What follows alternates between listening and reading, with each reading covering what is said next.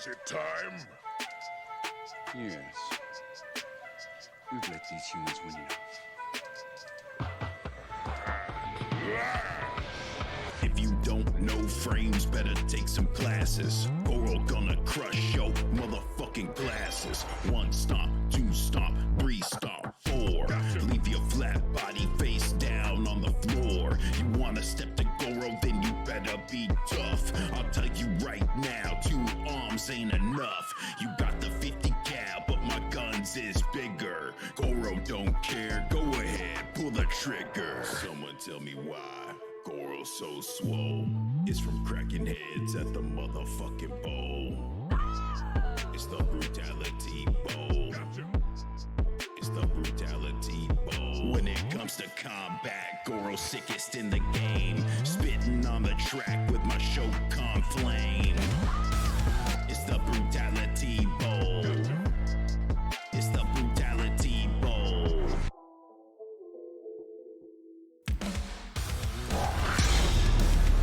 What's going on, everybody? Welcome back to the Brutality Bowl Tuesday night fight night. My name's V Baby V, and we got a special guest in the building tonight. Welcome, ladies and gentlemen. CoRzz, our special guest host tonight. What's up? Thank you so much for having me. What up, I'm happy CoRzz? to be here. How you feeling, man? I'm feeling outstanding. Thanks so much for having me, dude. It's been a long time coming, but I'm finally here. I'm looking forward to it, bro. I can't wait, man. It has been a long time coming. We're super excited to have you. Thank you so much for taking the time to come out tonight. We have got some sweaty sets for all of our viewers out here tonight, and it is going to be really, really good. I want to show you guys the card right now. Absolutely. We do have some absolute killers, some well-known players. It's going to be exciting. A little bit of this, a little bit of that. You know, what gets me excited is not only the well-known players that we see, you know, week in, week out, but also like some of these new cats coming in here, The hidden killers. Hidden killers. Nobody knows about them. They come in and they slap up somebody good, get their name on the board. Yeah. One fighter that's not a hidden killer is actually the person who just followed. Shout out to A Burke. A Burke? A Burke, yeah. What's up, A Burke? We know him as like one of the best Scorpion players to ever grace Mortal Kombat 11. I mean, that's real talk right there. Absolutely. Incredibly talented. What up? I know this kid. Good to see you, man. Pickaxe Killer, welcome in. Pickaxe, we're going to be seeing him tonight. Salisbury, LD Wells, everybody out here. The card is absolutely stacked. We're starting off with D Nolan 9 and Cross-Eyed Joe, and then going to Salisbury Torso and Gato MD, and that's just to start things off. We also have the side card that is not going to be streamed tonight, but there are some absolutely sweaty sets on this card as well. So I do want you guys to see those. Absolutely. Oh, shout out to Dust Braid, Major Chance. I see y'all out here. You guys know CoRzz from, maybe you guys know CoRzz from TV, you know? Yeah, I've been on there quite a bit, and I just recently did Injustice TV, and I just commentated the Nick All-Stars Brawl tournament that CTL held, so I've been all over the place, so you probably heard my voice once or twice. Absolutely. Well, that's super dope, man. I know Nick All-Stars coming with the hype, Injustice TV coming with the hype. You know, there's more than enough room for multiple NRS games in the community for online events, and that is just a signifier of that right there as to how successful Injustice TV is.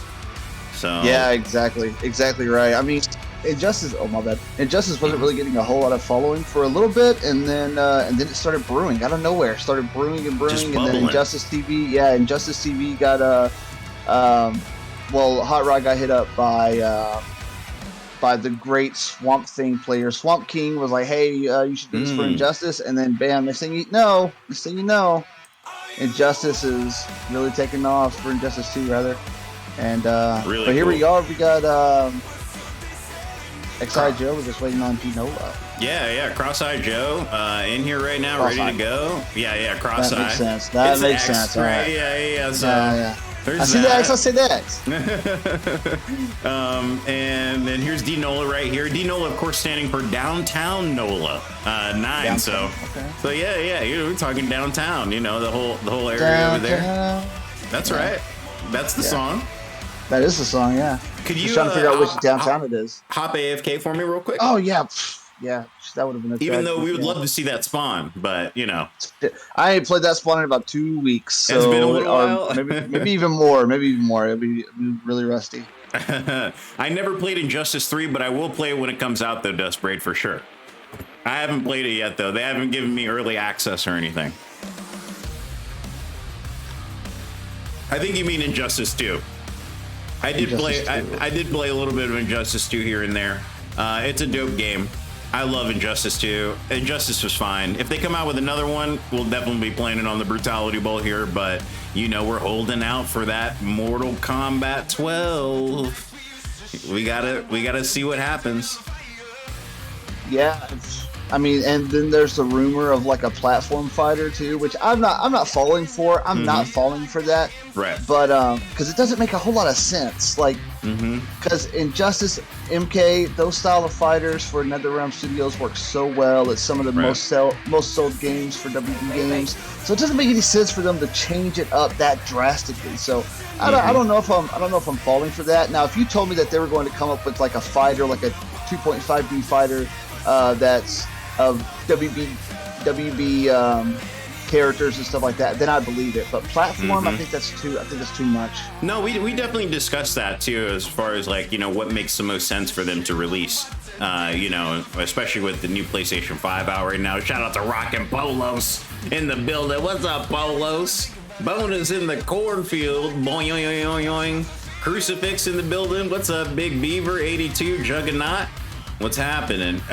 We got Gato MD in the building too. The doctor is in. I gotta say, CoRzz, we were saying that actually maybe Mortal Kombat 12 is gonna come out because they want a more stable franchise for PlayStation 5. You know, Mortal Kombat's pretty reliable for a brand new console setup. They know they're gonna get those built-in sales, so something to think about. So I could see it one of two ways. I could rationalize Injustice because if WB Games does get rid of NetherRealm Studios, which has been rumored, then maybe they want NetherRealm Studios wants to finish out the Injustice trilogy, I guess is what it would be. Sure. Give themselves an opportunity to finish that off, and plus that because that'd be their last chance to be able to use DC characters. It'll be their last chance. Absolutely. But that's legitimate. Yeah, absolutely. Yeah, but Injustice doesn't sell the way that MK sells. So at the end of the day, if I'm WB Games and I want to sell as much product as possible before I get rid of NetherRealm Studios, I'm going to do it through MK12. There it is, and that's what we're all hoping right there too.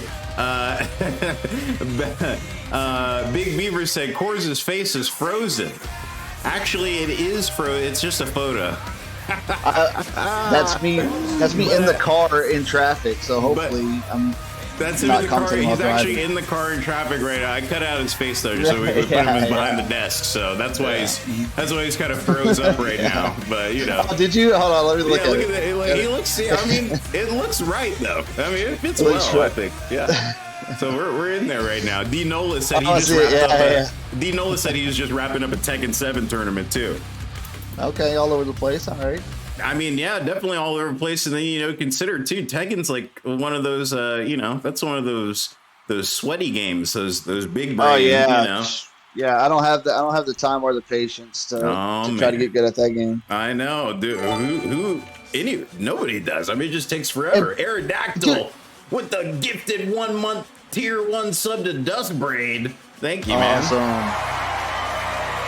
Appreciate that. What were you saying, CoRzz? Plus, if I'm trying to get into Tekken now, I mean, since it's a legacy game that's been around for so long, pulls her out. Like, if you look at Lil Majin, for example, he's been playing King for forever, right? Right. The character, some changes, right? There are some changes, Slight. But overall, the character has been the same for 20 years.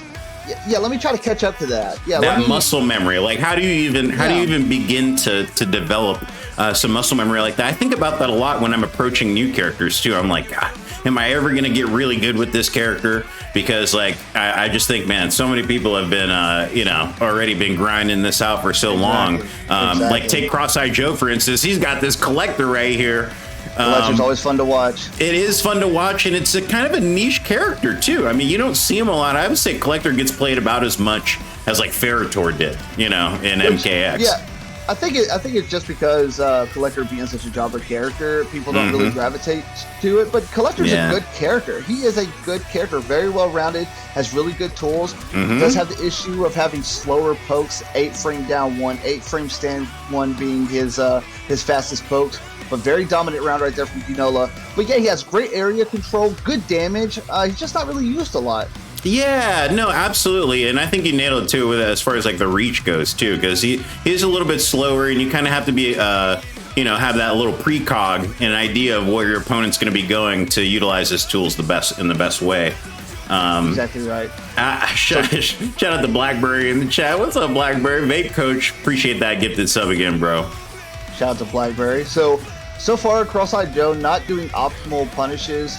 He punished the dash punch, not withstand one to get a full combo punish, but instead went for the down back 3.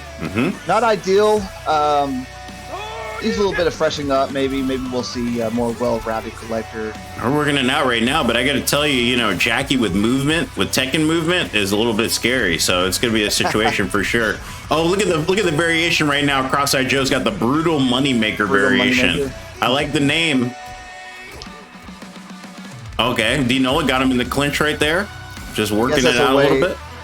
I guess that's something that you could call like him because he's a tax collector. Oh, yeah, true that. Yeah, so I guess that makes sense. Yeah, I mean, you know, this is definitely like Uncle Sam right here knocking on your door with whatever that chain ball thing is, that ball chain. Yeah. That's Collector tapping on it. Here, where's my tax money? At the end of the year. Face, yeah, he's trying to take everything from you. Hide your wallet. That's a good impression. It was, give me my money. That's a good impression. Thanks. Hey, what's up, Fido? What's up, Fido the man? Good to see you today, bro. Fido, shouts out. Hope you're doing well. Yeah, I know we saw that NVIDIA leak, Dust Braid, where both Injustice 3 and MK12 were kind of listed. Now, that list was not like, you know, I mean, that was kind of like their prediction list of what they think is going to be coming out. You know, and some of that information is maybe given to them by the developers, and some of that they're just probably guessing. But I mean, we know that it's going to be either MK12 or Injustice 3.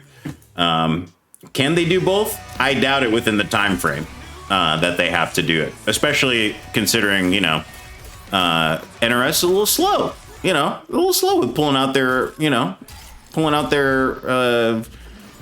game. You know, so putting 2 games out at once might be a career suicide. So we see Cross-Eyed Joe here. He switched to spare change. So you're going to get a little bit of aerial control with the bombs, and you're going to get that damage over time. Pretty good round from him right there. But largely, if you're going to use Collector, the variation combination that you're going to want to use is going to be the bomb, the teleport, and the command grab. Oh, but nice. Right.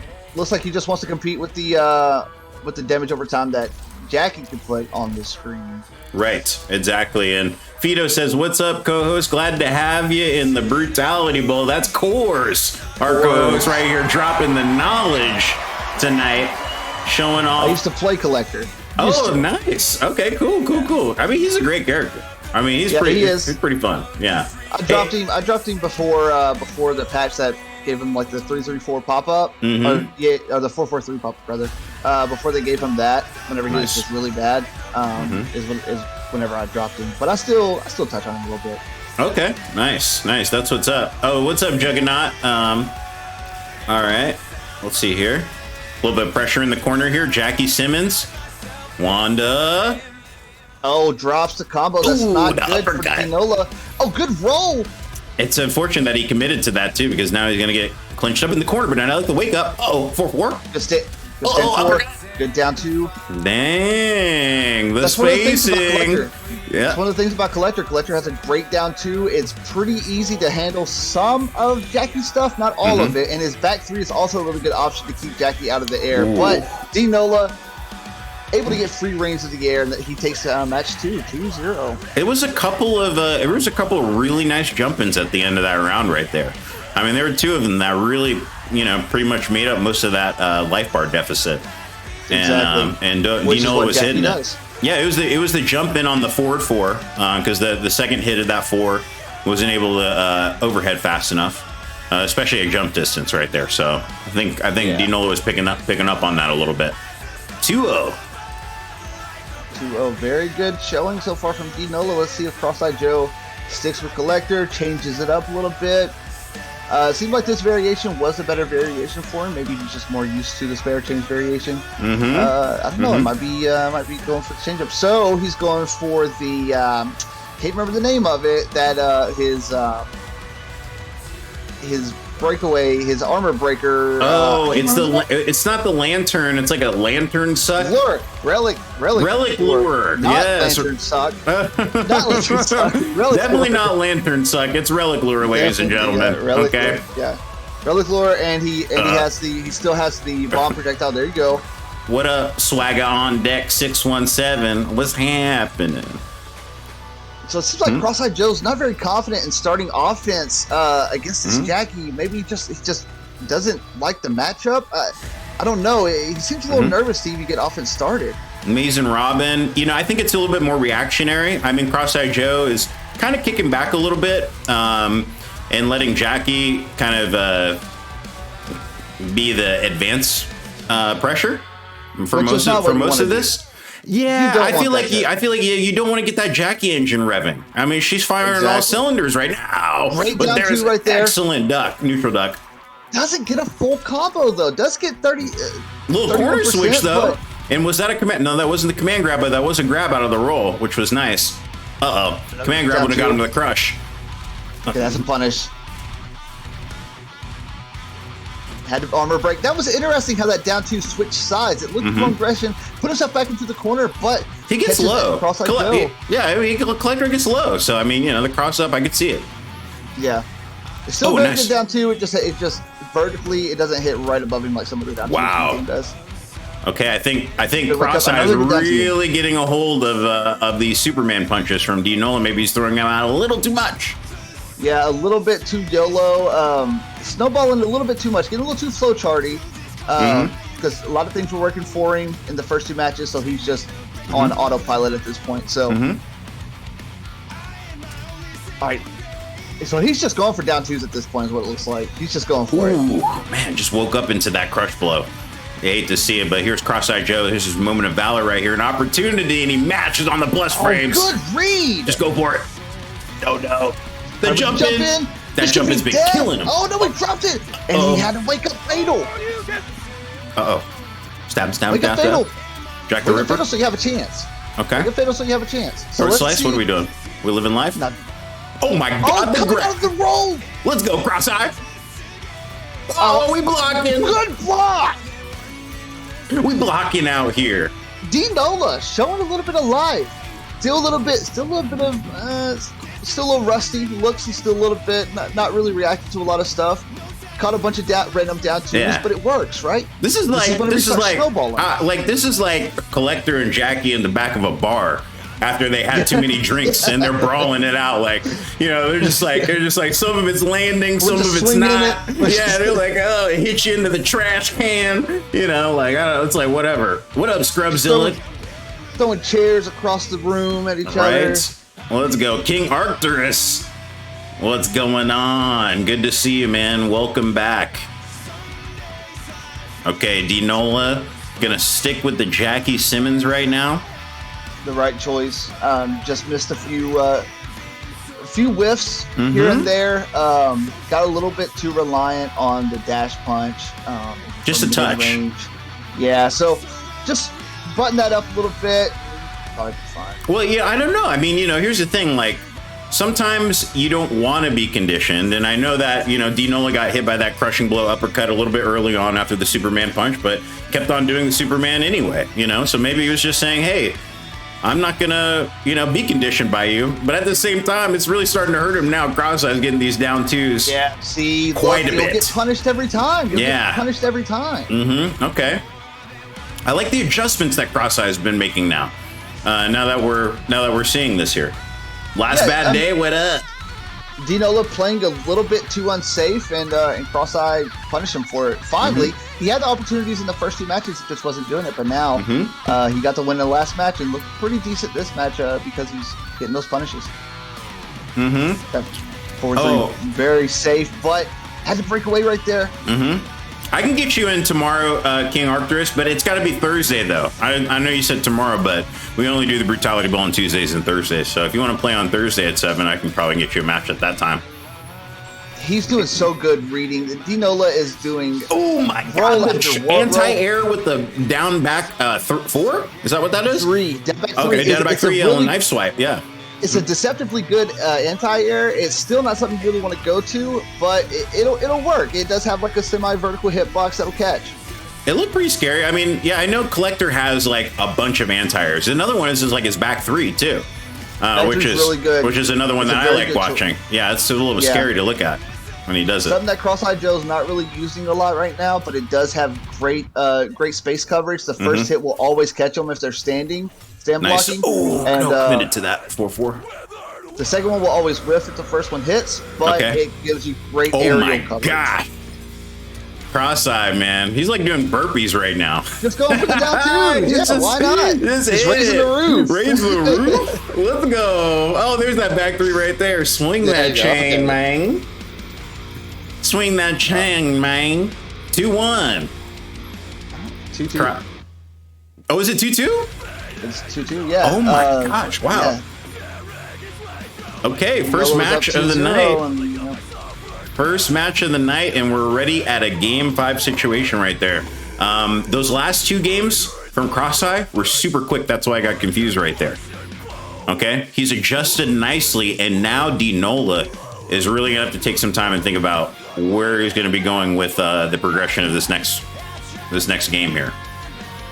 So Dinola, what Dinola needs to work on, if he's not already accustomed to it now, I haven't seen it, is block streams into her jump, and then the aerial mix-ups that she has.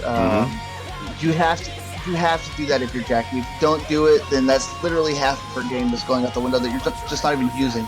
Nice. Instead sticking to a lot of unsafe stuff and a lot of just empty jump-ins or deep jump-ins, so Cross-Eyed Joe's getting a lot of these down 2s. Now, Collector's down 2 is really good. Yeah. So that's something you have to consider, and Dinola is not adapting to his massive usage of down 2s. And you got to think about it, too. How many is he landing? 3 or 4 of them around? I mean, that's half your life bar right there, too. Yeah, exactly. And I see Tweety in the chat right there, the 2-time champ of the Brutality Bowl. He said, CoRzz on the microphone right now. Let's go. We love CoRzz. Let's get it. What up, Tweety? Good to see you, man. Hold on one second. Here we go. Tweety. Right, to jump in. There we go. So he had to break away right there. A good grab. Now here's the thing, Dinola did get a dub off Tekken right here, but this is gonna be a totally different situation. He did switch variations.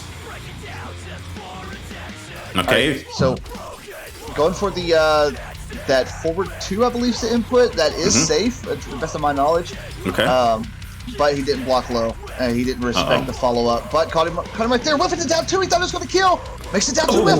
Okay. Another down 2. Wow. Okay, Dinola now sitting on set point right here. And you know he's going to go for the gusto on this last round. He smells it. He feels it. He feels the pressure. Plus frames. Down 1, or down poke into the clinch. Okay, here we go. 4-4 launcher. Suck him in. Breakaway. Tractor beam. Oh, wait, what was that move called again? Lantern pull? Relic. Oh, okay. Not lantern suck. I said lantern pull that time. I know that's a little bit. It's a little bit more general. Yeah, a little lantern tug. Okay. What are we doing here? Yeah. That's getting weird again. Yeah. Too. Okay. All right. He's like the lantern jack. With the fatal blow. Fatal out of the drop. It's a kill. This is gonna kill. Yeah, it's for sure gonna kill. Yeah. It's death. Look at the foot. Huge comeback from Dinola. Toe shoes takes it 3-2.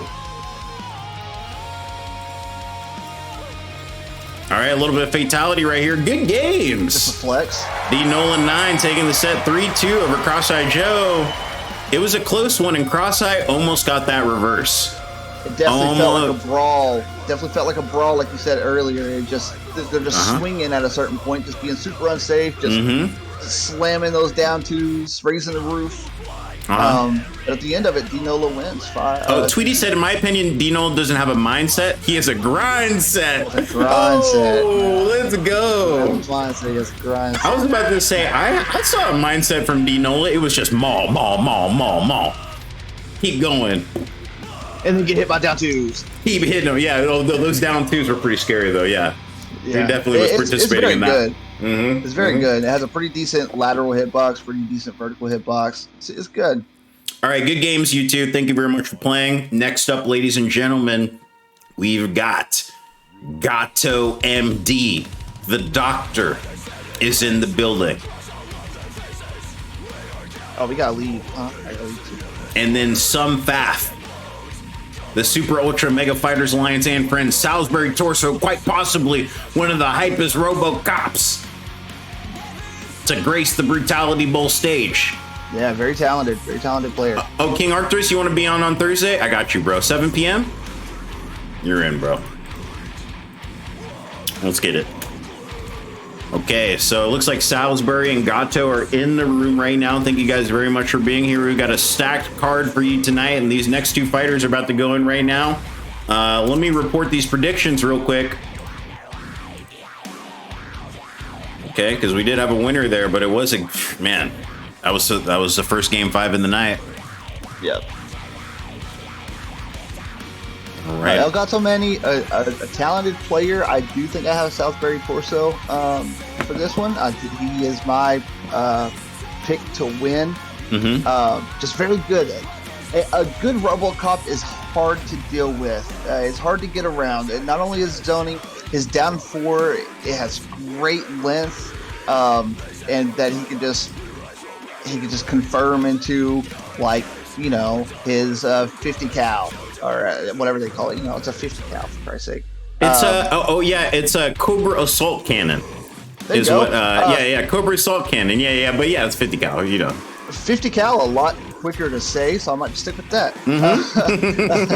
But also just a little bit of some of the shenanigans that he has off of the flamethrower and stuff like that. So absolutely. And Salisbury Torso, Salisbury Torso does have the problem where he loves to go for the command grab. Even like, you can't condition him not to go for the command grab. He'll just keep going for the command grab. So that's one thing that Elgato Manny does have to look out for. But Salisbury Torso is still very talented, still a very good player. Yeah, absolutely. No, I mean, that's exactly what I was about to say. Is I don't think I've seen anybody utilize that command grab as well as Salisbury has. He does. Sometimes it can be leaned on a little too much, you know. Yeah, and exactly. You do reach that breaking point after a little while. But as far as neutral tools, I mean, I can't really say it's not a bad thing to have. I mean, you know, that is pretty much like it's like a deadly piece of his offense up close. Exactly. Not only that, but it will push you full screen. So if you get caught by it, then you're going to have to deal with the zoning all over again. But here we are. We have a Jackie on the screen who doesn't really care if you're a zoner or not, because she'll just jump at you. What's up, Last Bad Day says, baby, your player card is giving me flashbacks of getting mixed by Displacer and MKX. Oh, yeah. Oh, man. We love Displacer rated. Right there. We were just talking about Look at that. How he can kind of hang himself sometimes by going for the command grab so much. Elgato Manny did make that read. There's that 2-1-2 in the false block. Punished. Okay, keeping the pressure up. I like that. Manny at TTV. You guys check him out. Elgato Manny at Twitch. All right, yeah, keep walking forward. Keep that pressure up. Goes for down 2. So it does give you a little bit of space. So the down 2s in the game does give you space, and they are all safe. So if you can pull it out and you just catch them blocking, you know, because it's a high, right? So they can neutral duck it. But good read for the neutral jump. But if somebody blocks your down 2, then they get pushed back. You're going to be safe. So pulling that out every once in a while, not a bad choice. I like what Salisbury did right there. He shows a lot of experience. Oh my God, that reversal crushing blow. But yeah, I like what he did right there. He's using that down. It looks like his down 3 to anti-air the neutral jump of Elgato Manny right there. Yeah, he's one of those characters that have a really good flow anti-air. If that makes sense. So There's a not reversal. Not as good as like Frost, but in the same essence. It's in the realm. I mean, it didn't look like he was kicking his leg very high. It's not like Jason or anything, Yeah, or Terminator, but I mean, still, I saw the hitbox, so I was like, man, there's a hitbox there. What? Yeah, still to the point where it lowers his hurt box enough to where the hitbox is large enough to where it's a pretty decent option. Oh, shout out to MF Crucifix in the chat. What's up, Crucifix? Good to see you. King Arcturus, you got it, man. I got you, man. Good. Anytime. Good grab Oh right my there. God. Okay, we're just gonna get brutal in here. Guys, every brutality is $1 towards the season pot right now. Salisbury, shutting out that donation, that $1. Let's go. And he's gonna go one up on the board right now. We've got almost $50 for season 6 so far. Slowly but surely stacking those chips. Big thanks to Maturino for helping us out with our codes. Oh, guys, I got some great news for you. I applied for the Maturino tokens, the contribute codes for this season. And so here is our Maturino page, which you can find through the command donate link. And it looks like they gave us 30-cent coupons today. They gave us 30-cent coupons this season. So now you can freely contribute 30 cents towards the prize pool instead of 10 cents. Okay? 3 of those and you're at $1. You can do that as much as you want to, too. You can use different Gmails, you can use your Twitch, you can use your Twitter, you can use your Facebook, you can use anything that's on there, just use it. We've got 49 of those contribution codes left.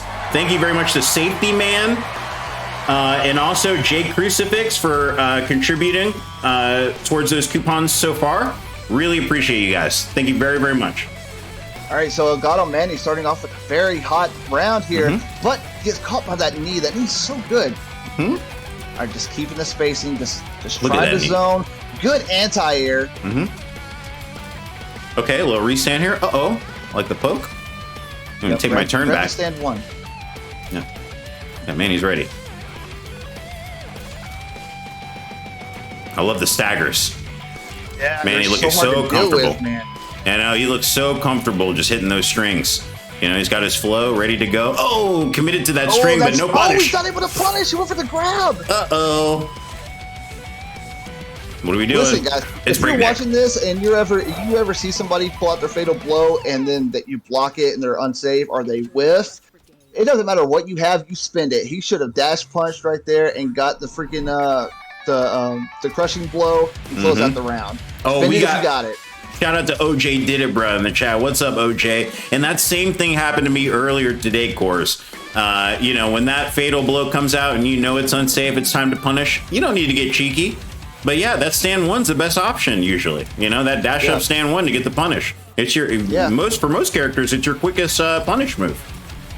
Exactly right. So yeah, if you're watching this and you're ever like, should I spend it, should I not? If it's going to win you the round, spend it. Don't even ask yourself the question. Just spend it. Doesn't matter what it is.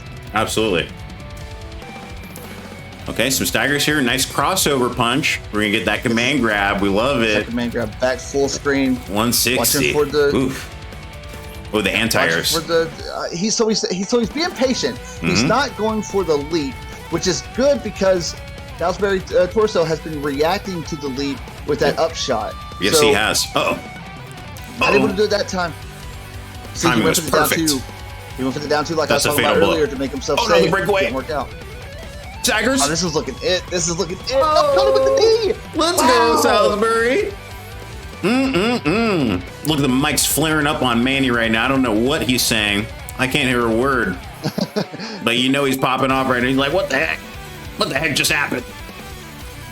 That knee is so good, dude. You have to respect. If you get hit by the flamethrower and you're standing, you have to respect it. They have so many plus frames. You have to respect it. And then when you respect it, you get grabbed up too. That's what happens when you block it. Oh. There's the mid kicks.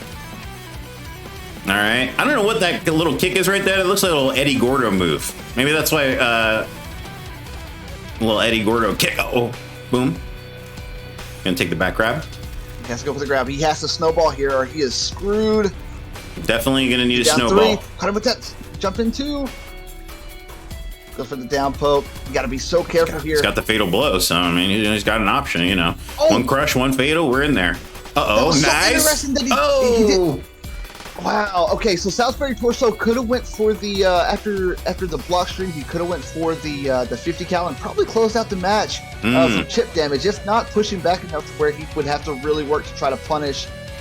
But he didn't close out anyway, so yeah. No, absolutely. I mean, yeah, he was still able to close it out, and I could understand Salisbury not wanting to do that since, you know, that is he was pretty close, you know. So throwing that out, it's got a little bit of a startup right there. That's fair. He went for a straight shot though. That might have been. Oh yeah, too, so. absolutely, yeah, for sure. Oh, Dino said, "Hey, Matcha-rooney, I see you guys using the contribution buttons already. But you guys are working quick right now. Shout out to Scrubzilla. Shout out to Matt. Thank you. Jay Crucifix, Rockin' Polos with the contribution button. Scrubzilla, Safety Man. Everybody's working right now. We adding dollars. If it don't make dollars, it don't make sense. Y'all know. Thank you guys so much. Shout out to Double X Savage in the chat. What's up, Double X Savage? Good to see you. We're gonna be seeing Double X a little bit later tonight as well. Oh, Pola says, how do I reset the... Thank you very much, Crucifix. Yeah. You don't reset it, you log out, and then you log back in with a different oh yeah, to use a different contribution code. Yeah, you can log in, like sometimes I log in with Twitch, sometimes I'll log in with Google. You guys just be careful, like logging in with Google. I know some of you guys don't want your full names displayed, you know, so make sure that if you are contributing, make sure you change your username if that's what you want to do, or log in with like Twitch, for example, where it will showcase your Twitch name. So some people have been asking about that a little bit. OJ got the headband. Okay, that's what's up, OJ. All right. All right, so Elgato Manny made the switch to Liu Kang here. I don't know if I necessarily like the switch. I love Liu. I think Liu's so strong up close, though. Liu is very strong, but I don't feel like he was doing bad enough in the matchup to where it warranted a change. I feel like they were pretty even. A few changes, a few fixes, and he would have took the last match. But instead he made the change. See, look, that read, that jump. Yeah, Salisbury knows definitely this this variation, and it looks like he knows the gaps quite well too. So I mean, it really comes down to how comfortable is Manny in this matchup. Exactly, and Liu Kang is so reliant on staggers. He has such a good strike throw game. Yes. But it doesn't look like Elgato Manny is using the staggers. He's going for the full strings. So maybe we'll see that change up. But as of right now, it's not looking good for him. Yeah, I mean, the life bar deficit. Oh, he's getting a little bit of chip damage here. Oh, we're trading right now, but it's not a great situation, especially at this. The life is there's such a big difference. Can't really go toe to toe like that. Oh, the overhead though. Okay, it's mixed time. It's mixed time though. I gotta say, comeback factor for Liu though is quite high. It is quite high. He's got a lot of comeback factor. 6+ crushing blows, ladies and gentlemen. Okay, he's stacking up the damage. Oh, and he caught it with the... This might be it. He might be able to drop the rounds. No, we can do with the jump in with the down 2, and that's gonna be it. Salisbury Torso with 1.1 life left in the mercy. Oh, mercies. Oh, the respect or lack thereof. Oh my goodness, look, I can't believe it. C says, oh my God, what's up, C? It's good to see you. Fumbled. Let's go. Zyfok, good to see you, man. I see you got the cat in the Obi-Wan Kenobi hood emote. That's cool. Old Ben, let's get it. Okay, here comes Manny right here. The stagger starting to come out to play. Oh, but Salisbury. There's that flamethrower, just super plus again. He went for the down 1. Salisbury could have just down 1 himself and would have. Oh, let's go. Oh, the breakaway. Oh, neutral jump kick. Oh my God, got him again. Now the snowball potential that you were mentioning earlier, it's there, but he gets the banger up and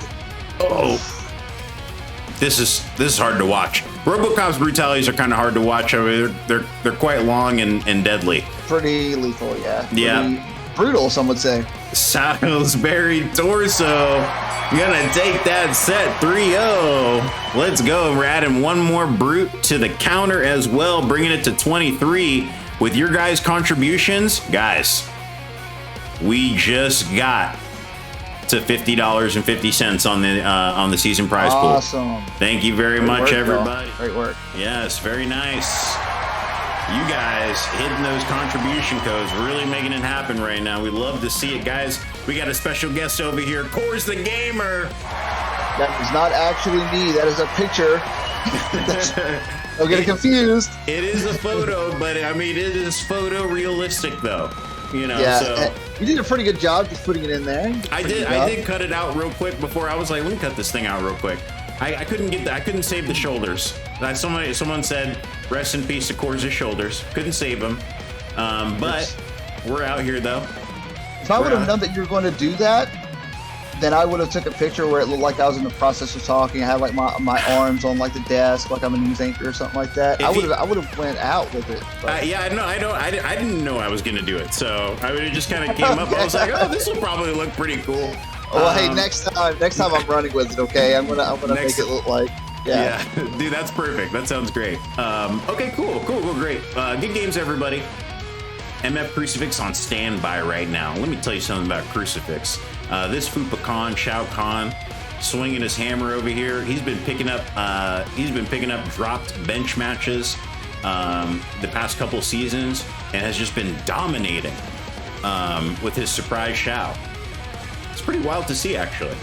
Yeah, Shao's pretty good. Shao's deceptively good because he'll take all your life in a blink of an eye. He's gotten way. I mean, yeah, his damage potential is so good now, and you know they cleaned up a lot of his shortcomings. You know, especially since the beginning of the game. So that's nice as well. Frozen cam mode. So he still has a little bit of an issue with some gaps. He still has a gap issue that they didn't really address, but sometimes there's just not much you can do about the gaps because the addition of gaps means that there's stackers there.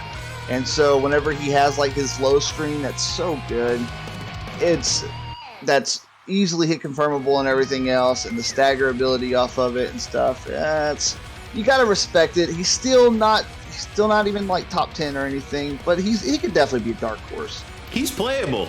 He's definitely playable. Yeah, for sure. And I like the way he looks so cool when he's playing, when he's doing his thing. So I can't, say anything about that.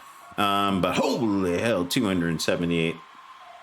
But we're out here right now, getting ready to watch our next match. CK, the Cloud Killer. There are very few characters in any game that looks cooler than Shao Kahn. Shao Kahn just has this presence, this aesthetic to him, just so cool. And I really like.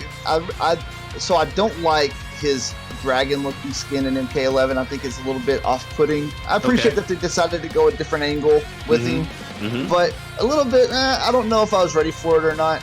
But yeah, I mean, they gave him some options, I guess. They didn't really expand upon that look, I mean, I just don't know. Like, I want to get into it, but I want a little bit of lore just to get me excited. Yeah. Like, well, allegedly, like he's supposed to be like part dragon and stuff like that, and that's been part of the lore for a while. Right. But they're just now adding the aesthetic to him, and I feel like that takes away a little bit from him. I always appreciated how he just looked like a human, but like just a huge jacked extreme version of it. Yeah. I just love that. No, I feel that. I feel that for sure. Like I said, I would have liked a little bit of the backstory to get really excited about his dragon effects. Like, oh man, he's popping out right there because of this or that. Like, I want to know. But here we got CK right here, growing spikes out of his head. This is definitely, a RoboCop that's been through the rough streets of Detroit, and has possibly joined a crime gang syndicate as well. This is the cyberpunk version of RoboCop. Yes, there really absolutely is. really getting into experimental thrash metal at this stage of his life. That's it right there. I mean, this is him. Oh my God. Damn, you never see that crushing blow because you got to be so close. Yeah. Yeah. To land that. That is wild. Then the down kick right there from CK. Gonna take that first round. Shout out to Slick Shots 13 in the chat. What's up, Slick Shots? Welcome, welcome. Good to see you, Caneless. Well, let's go. Here we go. Starting the Jackie shenanigans. A lot of damage on the board. He broke away a little late, I believe, but still saved himself from getting an extra, 100 damage. Right. Yeah. Detroit RoboCop. What's up, bro? Shoot. Let's go. Here's a flame right here. Savage gonna test with a little kick. So the meter burn flame is safe. Not meter burn is not safe. Oh, interesting. Nice combo though from Savage. Yeah. 368. Good jumping, just within the reach of the jump in too. But he fatal blows and he catches him. Ooh, that stings as he woke up with it too. Oh my goodness. What's up, Big Goose? Let's go. It just works. It's always an option. It's always an option. It is an option. You're right about. Look at the parry right in his face. Just I'm gonna parry right in your face, bro. Uh-oh. Okay, wait for the forward two. That is safe. Like I said, got him with the low, and that's gonna be the round. He did get him with the low right there. And I think Savage was looking out for that. He said, "You're gonna parry in my face like that again? I can't believe it. I'm gonna low kick you now." Yeah. Cut him with that knee, pushing him back full screen. We got some Faf's amazing Robin in the chat. What up, Robin? Good to see you, bro. Shout out to Sunfab. Shout out to Hell in the Cell, the Kumite on Wednesdays and Sundays. All right. And I think Polos just left a second ago, too, to go to Vape Coach's exhibition. That starts at 8 p.m. as well, so. There's so many exhibitions going on right now. You love to see it, man. Oh, man, dude, it's popping.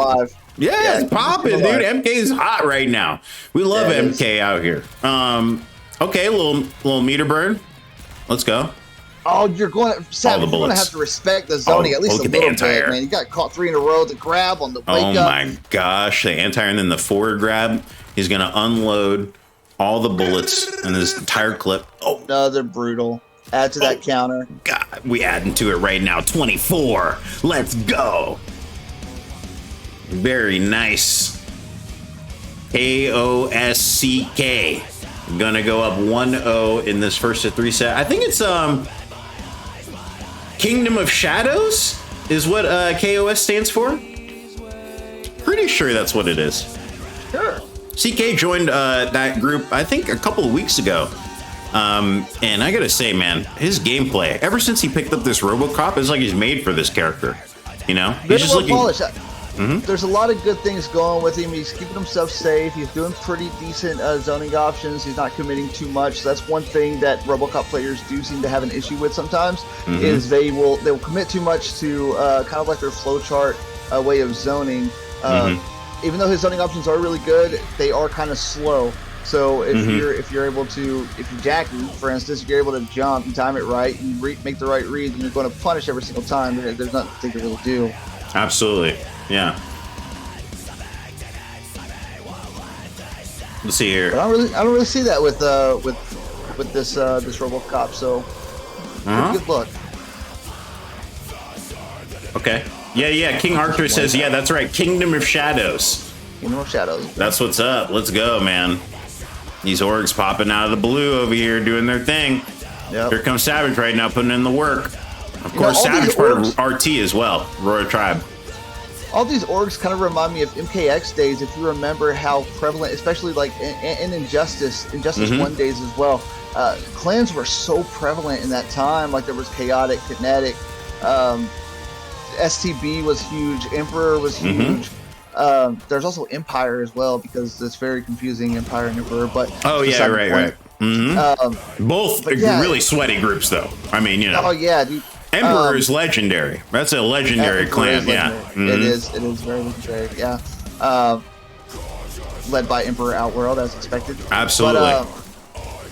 But yeah, it's kind of reminding me of that. Now, there are some of these clans or groups are less like clans and more like tiered sponsorships is the best way I can look at it. Like, and so it's a little bit different, but there's still a lot of loyalty and a lot of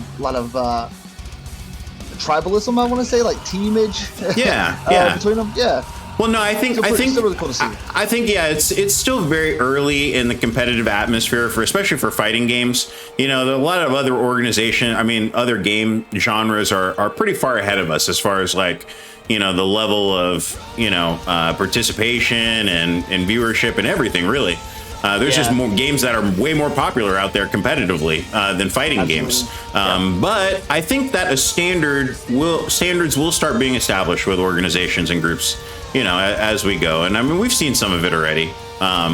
You know, from some of the groups like CGL, for example. You know, real organized, real well put together. You know, we'll see a lot of different of those pop up in the future, I think. It is interesting to see kind of how it's interesting though, because I see it more from MK, the NRS community. Oh, great Brutal. The MK community or the NRS community. God, another Brutal, man. Like, give me a second, I'm trying to talk. CK, he can't stop crushing blow. He can't stop doing it. Yeah, looking really good. You are dangerous. But the NRS community does have like this sense of like clubs, like there's groups that people like stick to and stuff like that. I don't really see that a lot in the other fighting games whenever I dabble around and like kind of tap my toe into the scene a little bit. I don't really see that. But interesting, since it started, it had these clans and everything else, and these massive clan battles that could last like weeks and everything else. Right. So it's created. It's just part of the culture for the NRS scene now. So I don't know if it'll ever get back to that completely, but it's still cool to see that these clubs and these groups still exist that have at least shades of those NRS clans. Yeah, no, I mean, it's cool. I mean, I think there's, you know, I think just the more the better. Like, I'm just like, hey, just bring it all, you know? Anybody that wants to do it, bring it, you know? Bring this, bring that, bring it all together. We need more. We always need more. Let's get it, you know? I tell you, because these clans were essentially a scene whenever you didn't have an offline scene. Right. And so, and in Injustice 1 and MKX, offline scenes is like New York and Miami and stuff like that. Right. Were huge, man. They were so big. But me coming from Tennessee, I didn't have anything like that. All of a sudden, it was looking really good. I didn't have anything like that. And so latching onto a clan, it basically gave me a type of community that wasn't an offline community. That's great. But still gave me an opportunity to play against players of high level and learn from people and stuff like that. So it's really it's a really cool thing to have in a scene. Yeah, no, I mean, especially when, you know, distance is the issue, you know, you don't have that close community where you're at, you know, but you can find the camaraderie, you know, online with your clans. And I didn't know you're from Tennessee. That's cool. I was thinking about going to KIT this weekend, but I'm just not going to have time. But yeah, so I'm currently in Virginia, so I won't be able to go because of work and other reasons. But I gotcha. Yeah. But yeah, that's cool. I'm a fan of Vandy, the guy who puts together. Oh yeah, Vandy. Shout out to Vandy, man. Yeah, doing his thing, running these offline so well. MF Satsum. One of the best TOs. Absolutely. What up, Satsum? Good to see you. Offline scenes are going to make a big comeback, says Last Bad Day. Hopefully, once this pandemic is over. I'll tell you what, I'll be turning up at CEO this December.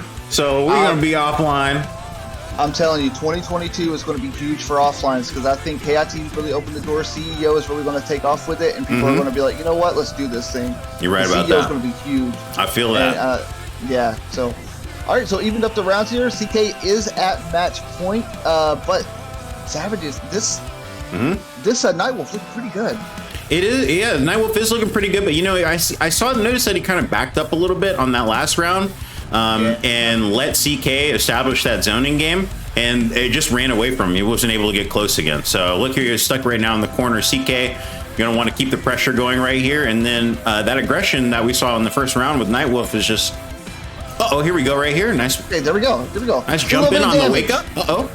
Showing some life. Oh, doesn't get the anti-air.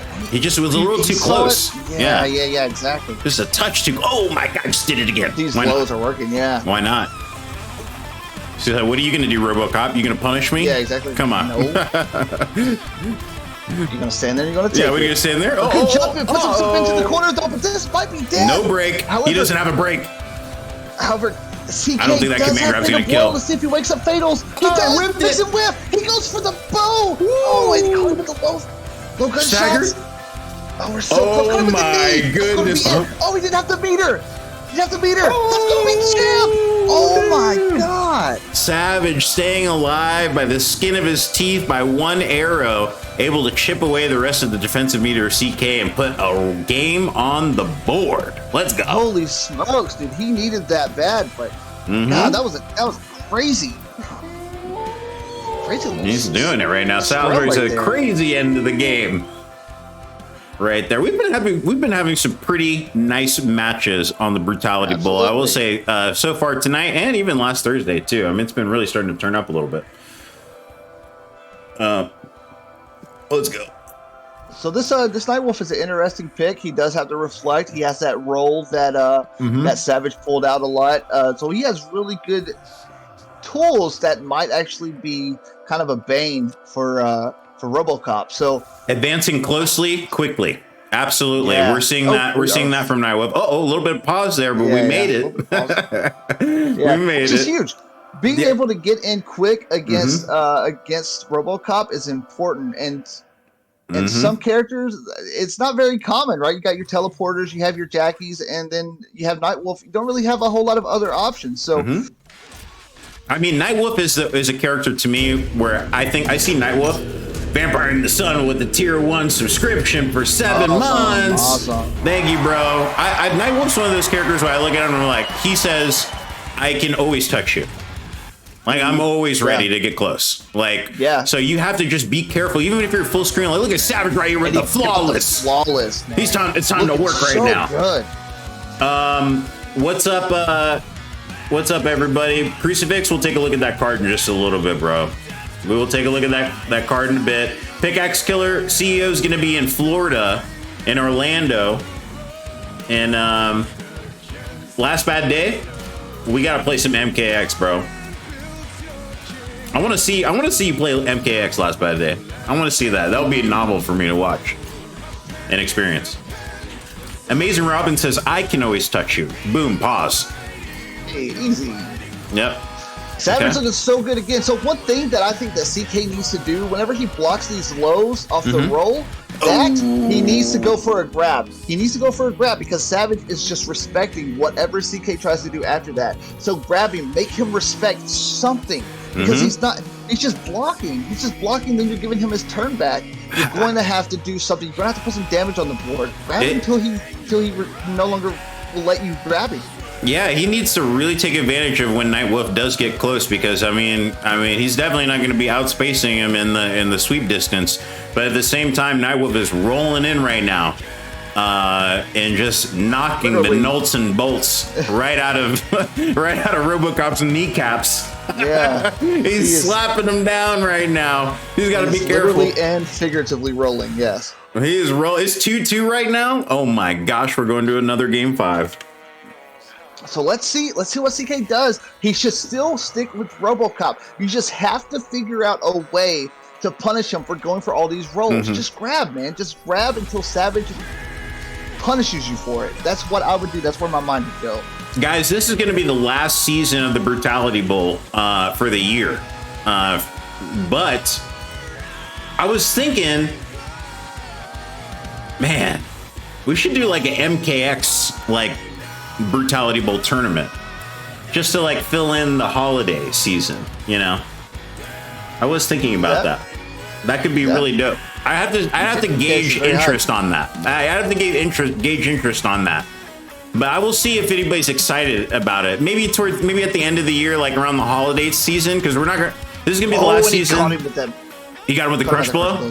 Yeah, oh my goodness. And this is a stormtrooper variation of CK2. He loves this variation because he kind of looks like one of those stormtroopers from Star Wars. Yeah. Okay, he goes for the overhead that time. Good read from Savage. I would have blocked low, 100%. Oh, pickaxe, you play? Okay, interesting. All right. Well, keep that. We'll keep it in mind. Keep it in mind. Savage is mixing it up now. Oh my gosh, the staggers. Look at him go. Look at him go. CK trying to create some distance. The backdash into the 9mm shot.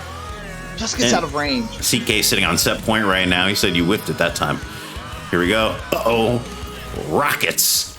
So it was a good choice to go with the spikes instead of the gas that he had. I do believe that was probably the right choice. Slow him down a little bit, slow down his approach, try to put it in the mid-range a little bit if you can. Okay. Oh, he still has the gas. Wait, he still has the gas. Okay, shout out to No Tom in the chat. What's up, No Tom? Good to see you. I hope you're doing well today. Fido, you play some Ferritor? What the heck? Please respect the low, CK. Uh-oh, the duck. Slap him down. Got him out of the jump. Uh-oh, what a trade. Hey, this is too close. You're going to have to pressure CK. Oh no, he's gonna go for the zoning. He's like, I got the life lead. I don't need to get close anloor. It's all over. He caught him not blocking. It's all over. CK was drowning. Look at him busting him. Bumps, bump, bumps, bumps. RoboCop. Bumps, bump, bumps, bump, bump. Zoned you out. Bumps, bump, bump. Crushing blow.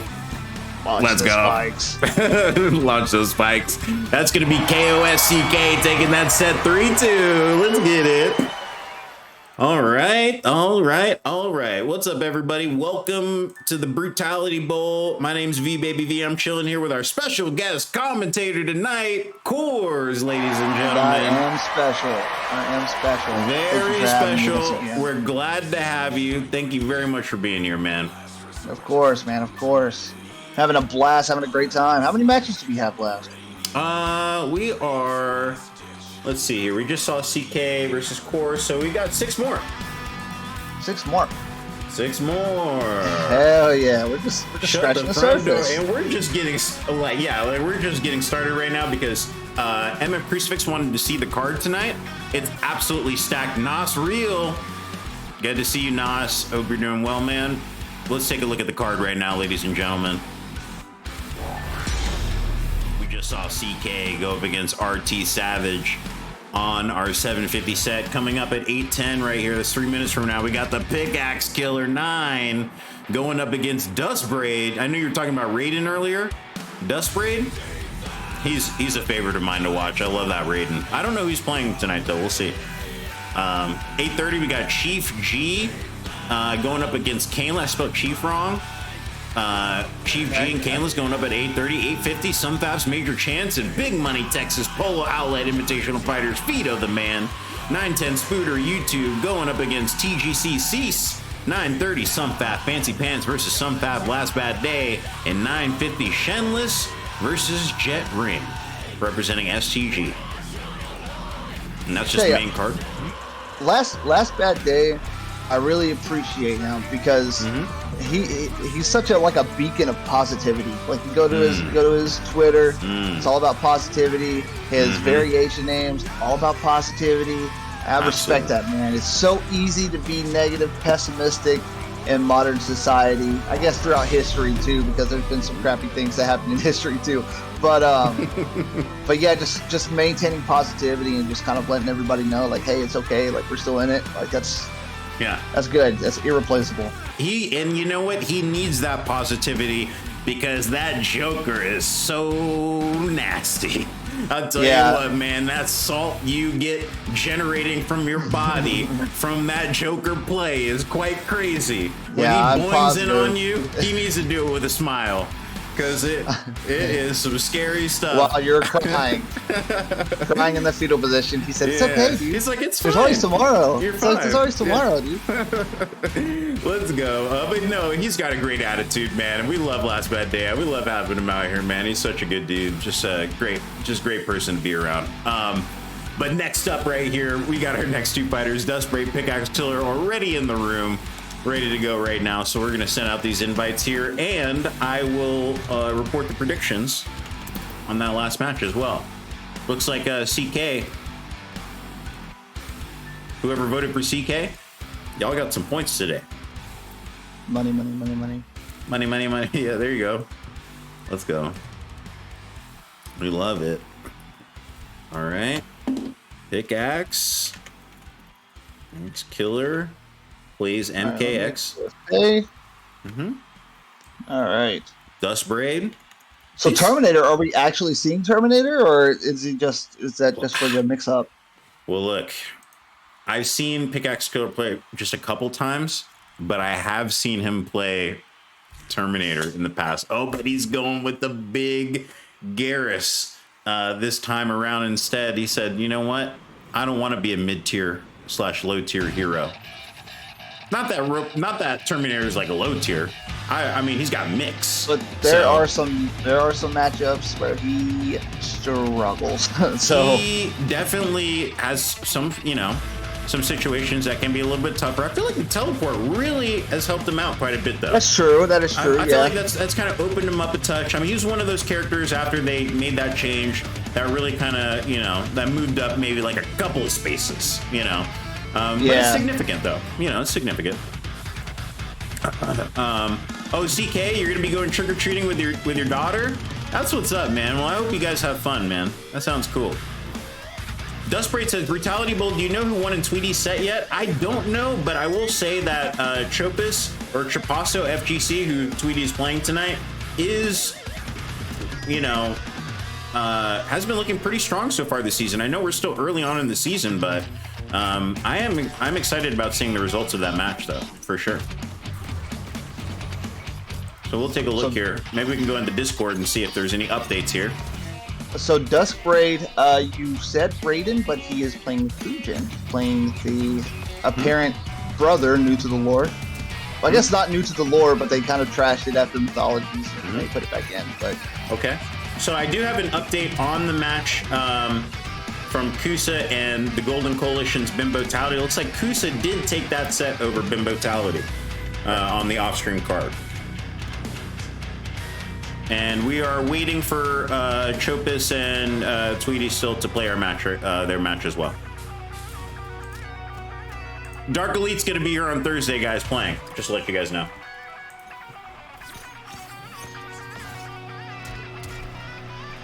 So, Garrus, I imagine that this matchup is probably pretty tough for Garrus. The range tools that Fujin has is just so good. He's just quick to touch, Yeah. I mean, he's one of the characters that have an option for everything. No matter where you are, he has an option. There's something he can do. And it's going to be a punish. Breakaway, you have to right there. But Pickaxe showing a little bit of fight here. No, I mean, it's pretty close, actually. And yeah, for sure. Oh, until that. Oh, he doesn't confirm it. He gets the fatal blow. Yeah, I was gonna say Fujin. He can, be pretty impressive all over the screen, but he doesn't have a ton. I mean, this damage isn't like insane, right? Yeah, if you use the Skywalker move, you don't get a whole lot of damage, but you're still getting in the low 300s. You're still getting into the low 300s. Still good. And that's nice for advantage on the screen. I mean, like I said, he's pretty deadly all over. So yeah, exactly. For his long range normals, it's easy to hit confirm. His forward 3 that gives you such space. Skywalker, everything that you have is back to all the tools that you have to get low 300 damage. That's fine. Oh, C says this is arguably Garrus' worst matchup. I didn't even change the screen right. Did you guys mention that? Okay. There we go. We're just sitting at the studio. Yeah, we're sitting in the studio, like watching this on the monitor. All right, Duskbraid looking pretty convincing right there. Up 1-0. Duskbraid.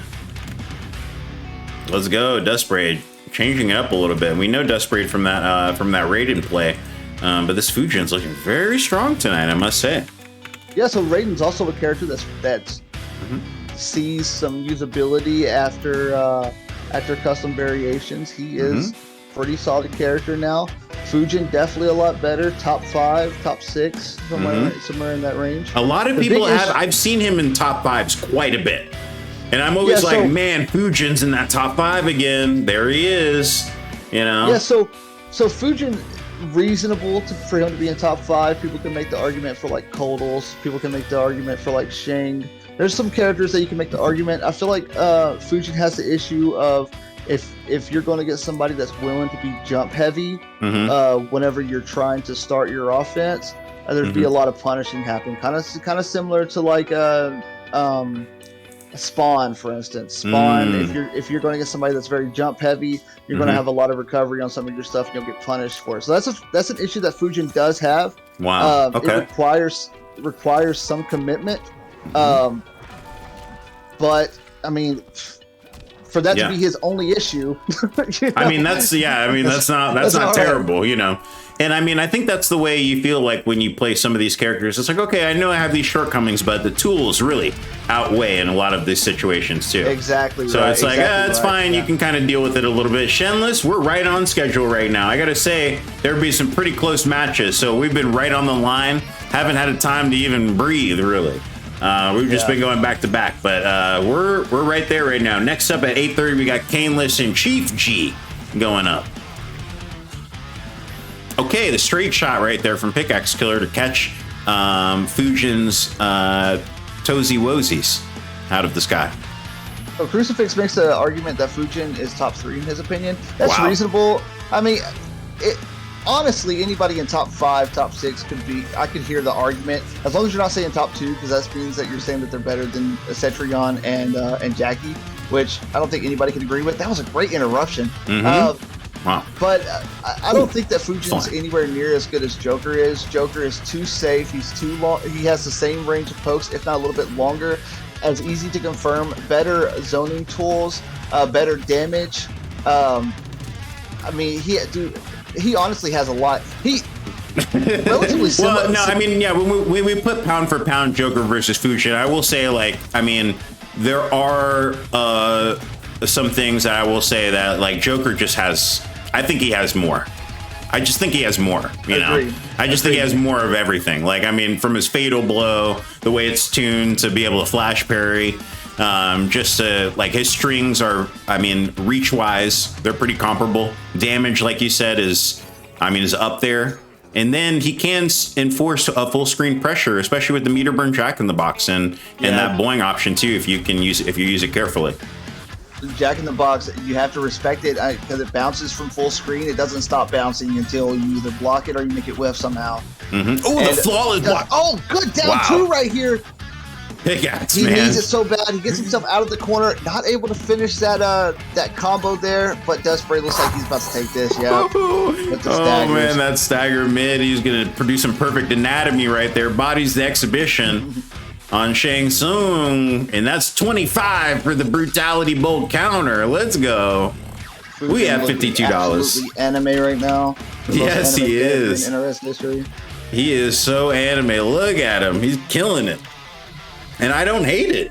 I don't hate it at all. The matchups make the character, though, says Cease. Yeah, I mean, well, you know, that's the thing to consider as well. I mean, you know, if your character is really, really good, but he's not good against like the top, you know, like the top 5, then, you know, that's what you're going to be experiencing when you go to tournament style events. Then, I mean, you know, it can be tough. The Last Bad Day said Joker is a better character overall, but has more bad matchups. I don't know. I don't know who Joker loses to. There's even the argument that Joker could beat Jackie. It's just Jackie is so oppressive in the matchups that she does win, which is most of them. And I mean, he might lose to Cetrion because they have pretty similar move sets. Only hers is just better and safer and covers more range, stuff like that. So, well, I think we can all agree that, I mean, you know, Fujin and Joker are basically the top 2 best DLC characters, you know, ever come out of Mortal Kombat. I mean, they're super powerful right here. And then Joker got the best glow up from frigging Injustice, man. He was just like, I know. I've been making that joke a lot. Like, you better enjoy it. You better enjoy it. You better live it up right now because he's going right back down. Yeah, Justice League comes out, he's gonna come crashing back down. He's gonna come right back down. And then I was also saying too, I don't know if you've seen the new Black Adam trailer with The Rock, but yeah. Dude, it looks great, man. I don't know about a full trailer. I saw like the little teaser. That first look. Yeah. Were you electrocuted that guy? Did you see that? Oh man. So whenever I first heard, so I was like, God, because I heard about Black Adam, right? Mm-hmm. Black Adam. And I was like, who are they going to cast? I don't know. And then right as soon as they said The Rock, I was like, okay, you can't get any more perfect. There might not be a better person to play Black Adam than The Rock. Man, if you smell what the Atom is cooking, I can't wait to see The Rock in Injustice 3. You know they're gonna make Black Adam look like, they're gonna make him look like The Rock a little bit. You know, they're gonna make him a little bit. They're gonna make that jaw a little bit stronger, Dude, so cool. and that suit's gonna be a little bit tighter, and he's gonna be big. Oh, big down too. Twice the size, yeah. Yeah, he's gonna be a yoked up Black Adam. He's gonna be like cotton dog, big ass deep voice. That's gonna be good. I can't wait. Oh, just the whiff grab right there. Yeah, whiff grab. What are we doing? Oh, that's going to be the finish, and that's going to be it. Dust Spray takes it 3. Oh, and another Brutality. Gale Force wins, blowing Terminator just to the endoskeleton. Right there. And that's going to be Dust Spray taking that set 3-0. Good games. Woo-wee. Another Brute for the counter. And Dust Spray. Yeah, very convincing from Dust Spray. Pickaxe did show some signs of life, did make it a little bit competitive in some spots, but Dust Spray just looked better today. I think I feel like Dust Spray knew. Yeah, I mean, yeah, like you said, he felt very comfortable. He was looking real good, and it is what it is. But thank you very much for playing, you two. Next up, ladies and gentlemen, Cease in the chat, trying to pick up some stray matches. If anybody wants to get, if anyone wants to get chopped up. We got Caneless and Chief G going at it. Next, ladies and gentlemen, I hope you're ready to go. CoRzz the Gamer joining us on the Brutality Bowl desk today. Thank you very much for being here. Thank you once again for having me. Having a blast. It was such a good time. Some great matches here. Some dominating matches like Dust Spray just put on. But it's been a good display of talent in the scene for sure. Yeah, no, absolutely. And Crucifix says he's always ready to play. He said, I'll take you up on that match right here. I'm always ready. No Tom says, I want Garrison MK12. I think between him, Collector, Kodal, Devora, he's the coolest new addition. Oh yeah, he was great. I wish they brought back Takeda. I mean, I feel like a lot of people really love Takeda. I didn't play Takeda, but I thought he was a cool looking character. I feel like they could have brought him in 11 for sure. Caneless in the room right now. But don't let me get. Oh, let me back up. My bad. I keep forgetting to back up. Oh, you're fine. Don't let me get started on how mad I am at NRS for completely fumbling Kodal's arc. I hate what they did with him. I hate it. I mean, he definitely got the short end of the wheelchair. Man, I know, dude. On that last thing, I don't know why they could really put him there. First of all, I'm about to go off for a second, so just hear me out, okay? First of all, I hate the fact that multiple times now, NRS has decided to mess with the timeline. How many times do you want to mess with the timeline? Why don't you just kill off characters and just say that they're done? We shouldn't even have to see Shao Kahn. I like Shao Kahn. He can be a DLC character. He doesn't have to be intertwined with the story. There's no reason for him to even be on there except for crowd service. But Kodal, listen to this. This is something that I came up with. Let's say Chronica. Let's just toss that out the window, okay? Chronica, throw that out. Okay. What if Kodal just became the Emperor of Outworld? Okay. And he is known for doing blood magic, blood god, and stuff like that. Right. Imagine if him and the Architects, he has power now, and he becomes very totalitarian, right? He becomes a dictator. Right. And he sees the Architects as the elite. And so they put Tarkatans and Shao-Kahn into slavery. Especially, there is no way that the Shao-Kahns are going to be the Shao-Kahns are going to be okay with Kodal because he ripped off Goro's arms. You know what? I'm so glad you said that because Like, what? They're just changing the story all over the place. Now, here, listen. no Before way. we continue, I gotta say, someone was asking about that Tweety chop set. Okay, Tweety just took that set 3-0 over Chapasso on the off-stream card. So anybody that was wondering about where that set went, that's where it was. Yeah, it's a tough person to be up against for sure.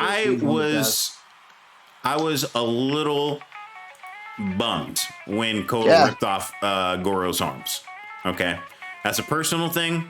I was a little bummed by it, but you know, it is what it is. You know, these things happen, and the story does change very quickly. I was okay with him ripping Goro's arms off. I feel like that was a reasonable step to take to show how strong Koda was. Yeah, I feel like that was a reasonable need to make step. a big entrance. Yeah, I mean, listen, that was a big entrance. Okay, that was a big entrance, sure. but it's not like he went out and he just straight up killed Shao Kahn, right? Shao Kahn was already dealt with. It's not like he beat Shao Kahn or Liu Kang in a one-on-one. Like, Goro was obviously still one of the best fighters in the universe, right? But but Koda still very talented, strong enough to become an emperor, strong enough to be Shao Kahn's #1 general and stuff like that. So it makes sense, right? No. Like I said, I don't hate it because you know, he is the emperor, you know. But why you know, put the emperor there and then, you know, just make him, you know, just cripple him out. So you know. So here's the thing. So here's where I think that they should have went with it for MK11. I think Koda Khan should have been the main villain of MK11, and this is how they would do it. So he's the main emperor, right? He has the Tarkatans, and he has the maybe not the Shokans because they're so powerful. Maybe not have them in slavery, but definitely the Tarkatans is completely reasonable for him to be have in slavery. And let's say maybe he farms them. He uses them to get their blood so that he becomes more powerful with his blood magic, right? Uses them as living sacrifices over and over again, basically torturing them to the point where he becomes so powerful that he is essentially a god because usually it's just, you know, he's like getting bathed in the blood of somebody else, or he's cutting himself or something like that. What if he has all of the Tarkatans, which he can morally, as a really shitty dictator, as an asshole, be like, okay, well they are the intellectual inferiors of Outworld and so on and so forth, so whatever. So he basically will bloodlet them. He bloodlets them and farms them, and then uses their blood so that he becomes more powerful, does more blood magic and everything else. So he becomes more powerful. Now he is this basically god that's ruling Outworld, who is obviously like morally defective, constantly killing Shao Kahn and everything else, and then so they have to go and deal with him because he wants to spread his reach to Earthrealm. Basically the same, like, kind of showing that like Shao Kahn, like, sure, he wanted to expand his reach, expand his empire, but it just shows that doesn't matter if you were good before. Absolute power corrupts absolutely, which is an actual quote. And just showing that the power, even though Koda, we ended on good terms in MKX, but that power that he had and what he saw that he could become, it corrupted him. I think that's such a better story. Damn, you know, I gotta say, I think that's not a bad thing, as long as they do it with, freaking, you know, the Tarkatans and not with the Quatan warriors. Then I'm okay with that. Okay, let's make the Tarkatan the jobber slave. You know, pod which people. Tarkatan's always been. Like in the Matrix, you know, we'll keep the Quatans above ground as long as they're not plugged in. That's okay with me. Mr. Aquaman sent out the host just a second ago. Oh, thank you very much. My gosh. Much love, Mr. Aquaman. Just in time for Crucifix to show out. The legendary hero of the FGC, Mr. Aquaman, the ultimate commentator. Okay? Commentator Omega is what we call him. The face of the NetherRealm scene. The face of the NetherRealm scene. I like that too. Yep. Mr. Aquaman, thank you very, very much, man. I really, really appreciate it. Hope everything's been going well for you, dude. Thank you. Welcome everybody to the stream. Hope you guys are all doing well. We're about to start our next match right here. Cameless going up against MF Crucifix, and we got our special guest here, CoRzz, on the microphone tonight. Yeah, I'm happy to be here, having a great time. So we got speaking of Tarkatans, we have Baraka on the screen. Not very commonly used. Considered one of the worst characters in the game right now. Has a lot of issues and a lot of matchups after the custom variation switch. But Crucifix looking very dominant right now. Very good. Shao Kahn does so much damage. I got to tell you, man, Crucifix, like I said, it's been tough because, you know, when your opponent doesn't show up, you know, usually you get a sub that comes in and plays. But here's the scary part. Here, Crucifix is always ready to play if needed. So the situation is if your opponent doesn't show up, you're going to have to fight a sweaty Shao Kahn. And you may not be ready. He's racked up quite a few points already this season so far, and was one of our point leaders in last season as well. And the predictions are out right now too, ladies and gentlemen, so put in your votes. So not only is Crucifix a talented Shao Kahn, but Shao Kahn is still pretty underused. A lot of people still sticking to the characters that they mained earlier in the game, not picking up Shao Kahn, because what's even the point, right? You're already used to a character. So Shao Kahn, you're not really getting a whole lot of matchup experience. So there's some stuff you're just not used to. You don't know how to deal with. The it did look like reach. Kainless went for the flawless block, timed it wrong though, and he got punished for it. That is unfortunate. Shout out to Cupcake the Mighty. Nice to see you, Cupcake. There's Crucifix hitting the catwalk right there. And a quick stand one to Baraka's, the bridge of Baraka's nose. We'll take that. He's going up 1-0. And, you know, here's the thing, too. Shao, like you said, has gotten quite buff towards the end of the game. Still not like, you know, the toppest of tier characters, but I think one thing this character does really well is if you're ready to execute a killer combo, then you can literally, you know, kill your opponent in 3 touches. You know, 3 good touches, and then you're in there, you know. Not only that, but he does have safety, so his strings do have gaps, but he does have safety on some of his best normals. So and that are pretty long reaching too. So you have some pretty decent space control. The hammer reaches a lot further than you expect it to. He has some pretty decent setups and stuff like that with some of his specials that you can select in the custom variations. Absolutely. Obviously, his Bane is still going to be his over-reliance on mostly just one string. That low string is going to be his coup de grace pretty much. But yeah, no, he's got pokes for days. Pokes for days, right. You know, damage for days, but, you know, like you said, those gaps can be a real problem. And then also, he's just one of those characters where it's like, man, he's got a lot of flawless blockable strings, you know? Yeah, like in the primary tools that you want to use, like his best mids, like his 4-3, you know, that's flawless blockable. You know, that's a big flawless blockable string. They did improve it slightly, but, you know, it's still something that you have to be very, very aware of, or you're going to get whopped. You're going to get swept up, mopped up. What part of Virginia, says Sats? I've only been to one part of Virginia. I've been to Virginia Beach before. I don't know where that is compared to the rest of Virginia, though. I'm currently in Charlottesville. Oh, cool. Nice. That's what's up. Where University of Virginia is at. And, dope. You know, mostly nothing else. Okay. A little college town. Nice. Yeah. Cool. It's nice out here. I like getting something out. Yeah. It's a great jump. Great usage of the pounce to get over the sparks. That pounce been improved so much since the beginning of the game too. You're able to convert off of it now quite nicely. Yeah. Very good. Oh, the trade right there. Crucifix gonna go up 2-0 in this first of 3 set right here. At that point, Crucifix okay with being full screen, just waiting for his time to pull out that spear, because that spear, pretty good. It's pretty good. Oh my god, the spear is amazing. You get 3 of those and you activate a crushing blow opportunity off of one of Shao Kahn's strings. It's quite good. A little bit slow on the startup, but it trades exceptionally well. Absolutely. Guys, I want to just shout out our Matcherino page. That's where we're collecting donations for season 6 of the Brutality Bowl tonight. If you follow that Matcherino link, you can actually contribute 30 cents for free. By claiming this contribution code right here, you can add 30 cents immediately to the prize pool. You don't have to open up your wallet or anything.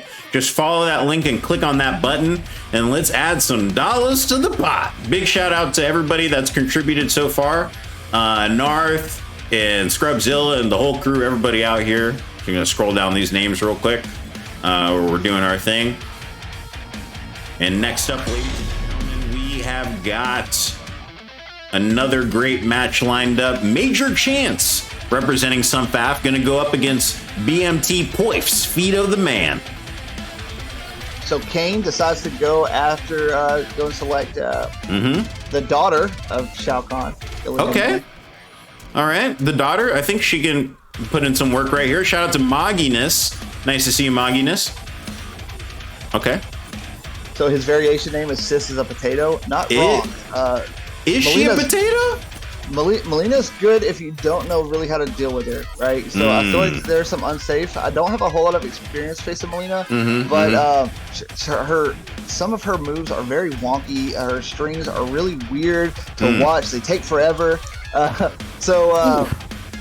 Maybe I just don't have a whole lot of experience. But some people say that she's pretty good. She's still going to be in the bottom 5 probably. But, I mean, she can play. She can play the game. I think she can play the game. I think a lot of characters can play the game. Even if you don't, you know. I mean, this game is pretty even. Like, there's not a lot of characters that are just, like, unplayable, you know, Exactly. to me. Which is nice. That shows balance to me in a game. Exactly. When everybody's viable. And, you know, the thing is to keep in mind is she has some great projectiles, too. That meter burn is a 4-hitting projectile. Ready to break armor, ready to break a lot, you know. So you got to be careful around this character. Now, I think she did have some whiffing issues, especially earlier on in the game too. So that's something to keep in mind as well. Well, so I guess the low right there goes for the grab. Let's see what the Oki options are. Just steps back. Content with playing neutral. Goes for the teleport. Hits you with the low. He could have blocked right there. Was a little bit late on the punish. But this damage. There's a corner. Yep. For nothing. But you know what? These air dares from Caneless, man, have really been coming in the clutch. Here she goes, swiping those claws right in Shao's face. We talked about. There's the jump in. Opened him up. Opened him up again. Where's the... Nope, no confirmation off these. Man, that was 3 times Crucifix got opened up right there. Oh my god. With the yellow fatal. The anti-hair. You said Crucifix looked like he was about to jump right there. He just swiped him out of there. Either the greatest read of all time or just absolutely lucky. Absolutely epic is what it was. Oh my gosh, the pickup. Oh, he doesn't confirm. Makes up punish, and that's going to be it for the match. Wow, Crucifix could have finished with the fatal blow, but didn't, and he lost for it. Gainless, staying alive right here. He said, look, I got a Shao Kahn mask too. Check this out. Yeah, look. I'm living my life right here. That's yours, actually. I stole it from your room, Dad. Oh my gosh. That's too much. Dustbraid says, playing solid can take you a long way, I think. Melina has the most annoying fatal blow, says Dinola. I mean, it does travel. And it does hit quite a bit. With the raid now. Let's go. What? A lot of love. Oh my goodness. Shout out to Adenian Knights. What's up, Vanity? Good to see you. Thank you so much. Hope everything's well with you. A lot of love from the community for Brutality Bowl today. We really appreciate it, guys. Thank you so much. I mean, we love the community. We love you guys too. Shout out to Vanity. Shout out to Dylan Lloyd, Mr. Aquaman. All those raids earlier, and Shane Smith. Appreciate that follow, Shane. Welcome in. Here we go, starting off with big damage again. Crucifix, another 350 right off the bat. Good whiff punish. Red the wake up 3 into a lot of damage once again. Purple Jolly Ranger 11 swinging on him. This is going to be a flawless. Oh my gosh, Painless, stop breaking up. Flawless Con right there. KHD with the follow. What's up, K? Good to see you. Hope you're doing well today. Shout out to Kingdom in the chat. Kingdom968. Hope you're doing well. Welcome. Okay. 100 viewers. Shout out. Big down two. Blow. He has 1 meter too. Slap him. What's on the wake up? 470. Oh my god, he hit it again. He hit it again. You know, honestly, I don't hate it. I don't hate it because, you know, that's what it is. But what are we doing here? What are we doing though? This is going to be You can't walk back again. You cannot walk back again. You have to aggress. Good read on this roll to see what the follow-up is. Like Watch out for the up three. Watch out for the wake up 3. There it is. Goes for the roll. He gets punished. No. If that roll was like maybe a little bit closer, look at the bags right here. If that roll was a little bit closer or a little bit faster to punish that wake up 3, then I think Caneless might have had a chance right there. But Crucifix, ready to go, ready to bag at a moment's notice, gonna take that set 3-1. Good games. Impressive, very impressive. Now in that situation, Caneless, you typically would want to just do the meter burn projectiles, just get yourself in off of the hit stun. Give yourself a chance. He didn't have any meter at that point, so he couldn't wake up except for maybe roll. So maybe go for the grab. You got to play the game. You got to think about these things because that roll a little bit too far away. You kind of hung yourself there. But good showing from both of them. Just a touch, but yeah, like I said, it was a good showing. And you know, our bench replacement matches are not easy since we have Crucifix over here, ready to pick up these max matches. Yeah, so, putting in work. Really good stuff. Next up, ladies and gentlemen, we got Sunfaf's Major Chance, the Parry King, the self-proclaimed Parry King, going up against Big Money Texas Fido, the man, coming at you right now. Let's get that started here. Oh wait, what time is that match supposed to start? 8:50? It's 8:40? Yeah, let's start it. Here we go. Both fighters in the curve room. Here. We're breezing through it. We're breezing right now, and it's good. Yeah, can appreciate all the players showing up on time. You know what? Thank you guys so much. I mean, it's been pretty smooth so far. We've only had one replacement tonight, which is awesome. So thank you guys. Shout out to Jade Mista in the chat. What's up, everybody? Coming over from the other streams. Hope you guys are doing well. Hope you guys saw some sweaty matches a little bit earlier. We're going to continue that trend tonight. We've got a fully stacked card for you here. Killers coming up later as well. Spooter, Cease, Fancy Pants, Last Bad Day, Shenless, Jet Ring, all playing on the Brutality Bowl tonight. And we got CoRzz here, our special guest commentator for the evening. Be here as always. Trying to get my commentary skills up. Just trying to commentate more. I think it's something that I want to do as like a side thing. And we really appreciate you being here. I know CoRzz has been on Outworld multiple times for events, has also commentated on Injustice Television as well as done some Nick All-Stars events too. Yeah. Do you have anything coming up you want to mention or anything like that? Or no, honestly, it just kind of comes and goes as there's availability. That's whenever I put my name in there. I know if you're into Nick, I know I'm probably going to be doing the commentary for the CGL event that happens next month for that. But everything else is pretty much just as availability comes and so on and so forth. I mean, next time that Baby wants to have me on Brutality Bowl, I'm diggity down. That's cool, man. Yeah, we'd love to have you back, man. Diddle Dome too. Yeah, I've done Diddle Dome as well. That's correct. Heck yeah! Shout out to Diddle Dome. Let's go. Okay, here we go. Vito. Cape Crusader. Major Chance going with the Cassie Cage, going with the daughter and not the mama. Yeah, but it's a family affair for sure tonight. Yeah. A little bit of family rivalry, I guess. Yeah, this is what a Tuesday night looks at the Cage household. At the Cage house. You better believe it. Those predictions, some of you guys got paid out on those last predictions, but the new ones are coming out right now. It's gonna be Fido, man, and he's wearing the Teen Wolf outfit right here. It is Halloween season, ladies and gentlemen. Yeah, he misses the camera. Uh-oh. But he's looking pretty good. Utilizing the down 4 as you expect from a Johnny. Down 4 is really good, one of the best in the game. Gives you pretty good hit advantage to I'm pretty certain that it still jails into the forward 3. I'm pretty certain. But very good tool. You'll see Johnny's use it all day match. Okay, a little bit of trick shot here coming from Major Chance, getting a little tricksy. Fido's got the Houston Astros variation. I haven't seen this one before. The colors, yeah. Okay, that's tight. He has Texas to the bones, that man. Ooh, man, the little rope-a-dope on the fatal blow. I feel like Fido reached in and then the fatal blow made him whiff. Yeah, that fatal blow comes off of a hard read or off of a combo ender. That's pretty much the only way. You can't really do it in neutral like a lot of other ones. It's so slow of a startup. Right. But yeah, he just made that right read that Fido was going to continue pressuring and was able to slow up the round for it. It's the best way to do it. You know, a little bit of finessing right there to execute it properly. Almost like a parry, like he said that he was the king of. Apparently. Yeah, sure. Yeah, weaved in and out. Yeah, kind of a little bit. And Crucifix says, I've heard CoRzz on there before. Yep, CoRzz, absolutely. Probably one of our more seasoned commentators to come on the Brutality Bowl. Yeah, I love it. I enjoy that. I'm having a good time commentating. That's cool. This Teen Wolf skin is underrated, says 36VWI. What up, man? It's so cool, man.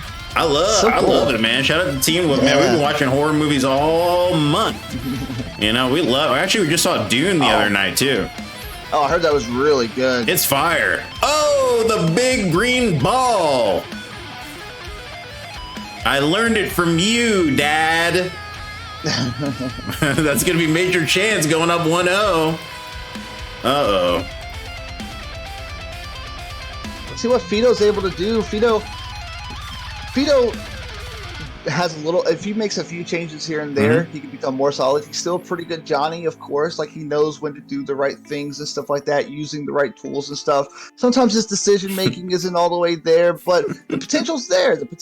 He just has to button it up a little bit, play a little bit safer, and yeah, he'll be right in line to be really taking off. I think I totally agree. I mean, I think Fido is kind of testing the water a little bit with the full screen gameplay right there, but Major Chance, you know, he's got a sophisticated zoning game with this Cassie, and it's a little unorthodox too, a little weird to look at. So I think it's kind of maybe throwing Fido off a touch. But we'll see where it goes. Those trick shots come at really weird angles for you to have to deal with, and typically, if you don't have the bullet ricochet, you have the low shot which is actually a mid. That covers a lot of screen on meter burn. So her zoning options are pretty unique, pretty different, but still pretty good. That's tight. Dustbraid says music is particularly fire today. Well, that's courtesy of YouTube DMCA free Twitch metal playlist. Damn, I gotta tell you, it's been hot fire, Dustbraid. If anybody is interested in this playlist, I'm just gonna put it in the chat right there. It's a total DMCA free playlist. Feel free to play it on your streams. Well, you know, you're gaming out, you want to listen to some metal. It's lit. Let's go. Okay, here comes Fido right here. Keep it up to down post. Does not commit. Oh, you got to confirm that. And he gets punished for not. That is unfortunate, too. That's going to kill him, and he's going to he's going to pay with his life. Uh-oh. All right, let's see who this next one goes right here. Okay, run it back. Trying to maintain the full screen zoning game. 36. He's got to hit confirm that. 36. Cassie has her dad's big green balls. All right. Yep, it's true. Last Bad Day says, who wins the Noob versus Jade matchup? I don't know. Couldn't tell you. I feel like Jade does, but I mean, I don't know. I just feel like Jade wins a lot of matchups. Yeah, it could be. I mean, it could also be 5-5 too, because possibly. Yeah. You're right. Noob's really good. He gets solid damage. I don't want to downplay Noob. I don't know. I had more trouble playing against Jade, so that's why I said that. Yeah, that's a personal thing. It's so easy to do. It's because there's a lot of people that's like, Jade might be top 5. Oh, did you see that? Did you see that trick shot? Fido tried to cross her up, and she hit the trick shot and shot him on the other side. That is so rude. Major Chance going up 2-0. Just being swaggy for no reason. We getting swaggy out here. Major Chance going straight up Aaron Black on Fido right now, but he's playing Cassie. Major Chance says, I love my toys. Let's go. Let's go. Hey, what's up? Runer Angor. Oh, sorry, Rune Rangor. Nice to see you, Rune. Hope you're doing well. This Cassie is something else. Let's go. Cassie is something else. Insertable kind? Yes, bullets inserted into your enemy's chest. All day. Cassie is actually a character that's still good. You just don't see her. There's some matchups where she does have to work a lot harder, but she still has good mids. She still has good normals, good forward advancing stuff. She still has good zoning options. So she's still good. There's just characters that do what she wants to do slightly better. And you know, I don't see her and say, I can't. It's hard for her to look at her and point to one thing and say that's the busted part, you know. Yeah. So it's like she's just generally good, you know. Like her frames are pretty solid all around. So very nice, middle of the road. Kind of picks up after Johnny in that way, I guess maybe. You know, pretty just kind of some nice buttons, some nice neutral.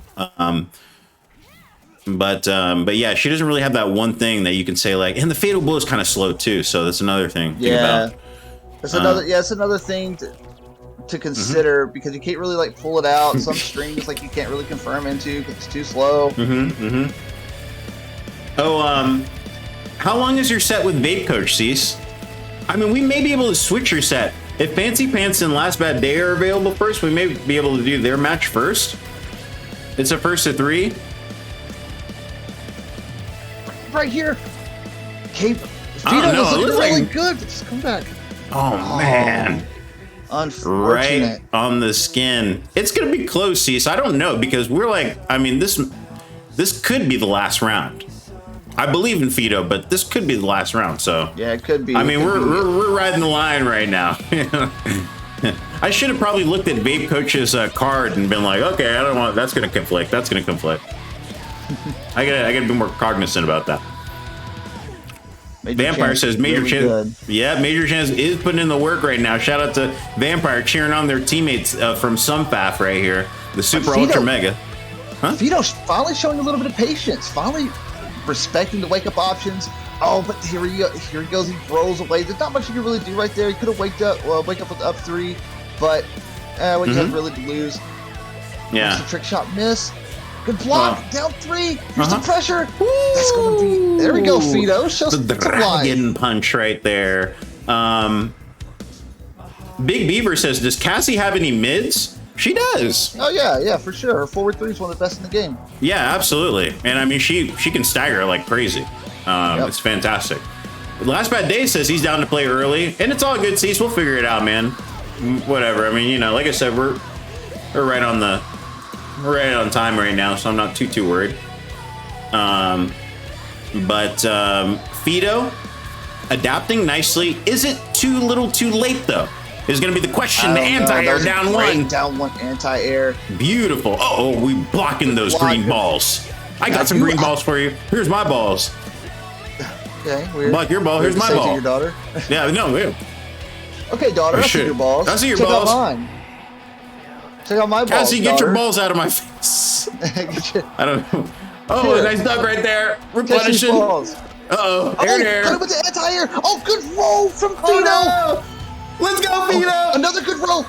Major. No, that was not the right choice. What is he going to do? Good down 4. Keep himself safe. Block it to the down 4. I can't believe it. Vito's staying alive right there. Gonna go up on a game. No, it's 2-1 in favor of Vito. That is absolutely crazy. Whew. You've seen Lord of the Rings: Return of the King, right? Yes, I have. You know, right before he puts the ring into Mount Doom, and Aragorn and everything, he turns around and he says, "For Frodo," right? And then he runs into the that was Vito. Only he turned around and he said, "For Texas." And then took off running. Gosh, for Texas. Vito showing out right now. He does not want to let down the Lone Star State, man. That is why. Was Dustbraid? Dustbraid says okay. Major Chance was going for the brutal. It cost him everything, and by everything I mean that last game. It's too late now. So he lost that match. So let's see if he's able to bounce back, put on a dominant performance like he did the first 2 matches, or is Vito figuring it out? Because I saw him starting to confirm some stuff on block and on hit. I saw him using the down 4s a lot more, playing a little bit smarter with the opponent's wake up options. So we'll see. Very dope. Shout out to Ace in the chat. He said the best Kano in the world has arrived. Oh my gosh. Where's that bio? I don't think it's put it in the Twitter bio. I don't think that you can do spoilers on like a 10-plus-year-old movie, Merciless Baker. I mean, you can, but I mean, is it a spoiler or is it common knowledge? What's up, Merciless? It's great to see you, bro. Okay, so he has. God, does that damage over time? Does it improve her damage? I can't remember what that does. What are you talking about exactly? The circle that she has now. It's not the because it's a new variation. It's not the one that does the damage. It's not the one that whatever, the one that does damage. This one, okay, right. Pulled it out and it just stayed there for a second. Oh, we'll have to see. Yeah, I would see that thing come out and go, oh, try to do the fatal blow on his wake up. I don't know if that was like a Oki setup or what, but it just slightly whiffed. Uh-oh. Fido says there's your chance. Jump in. Oh my gosh. No!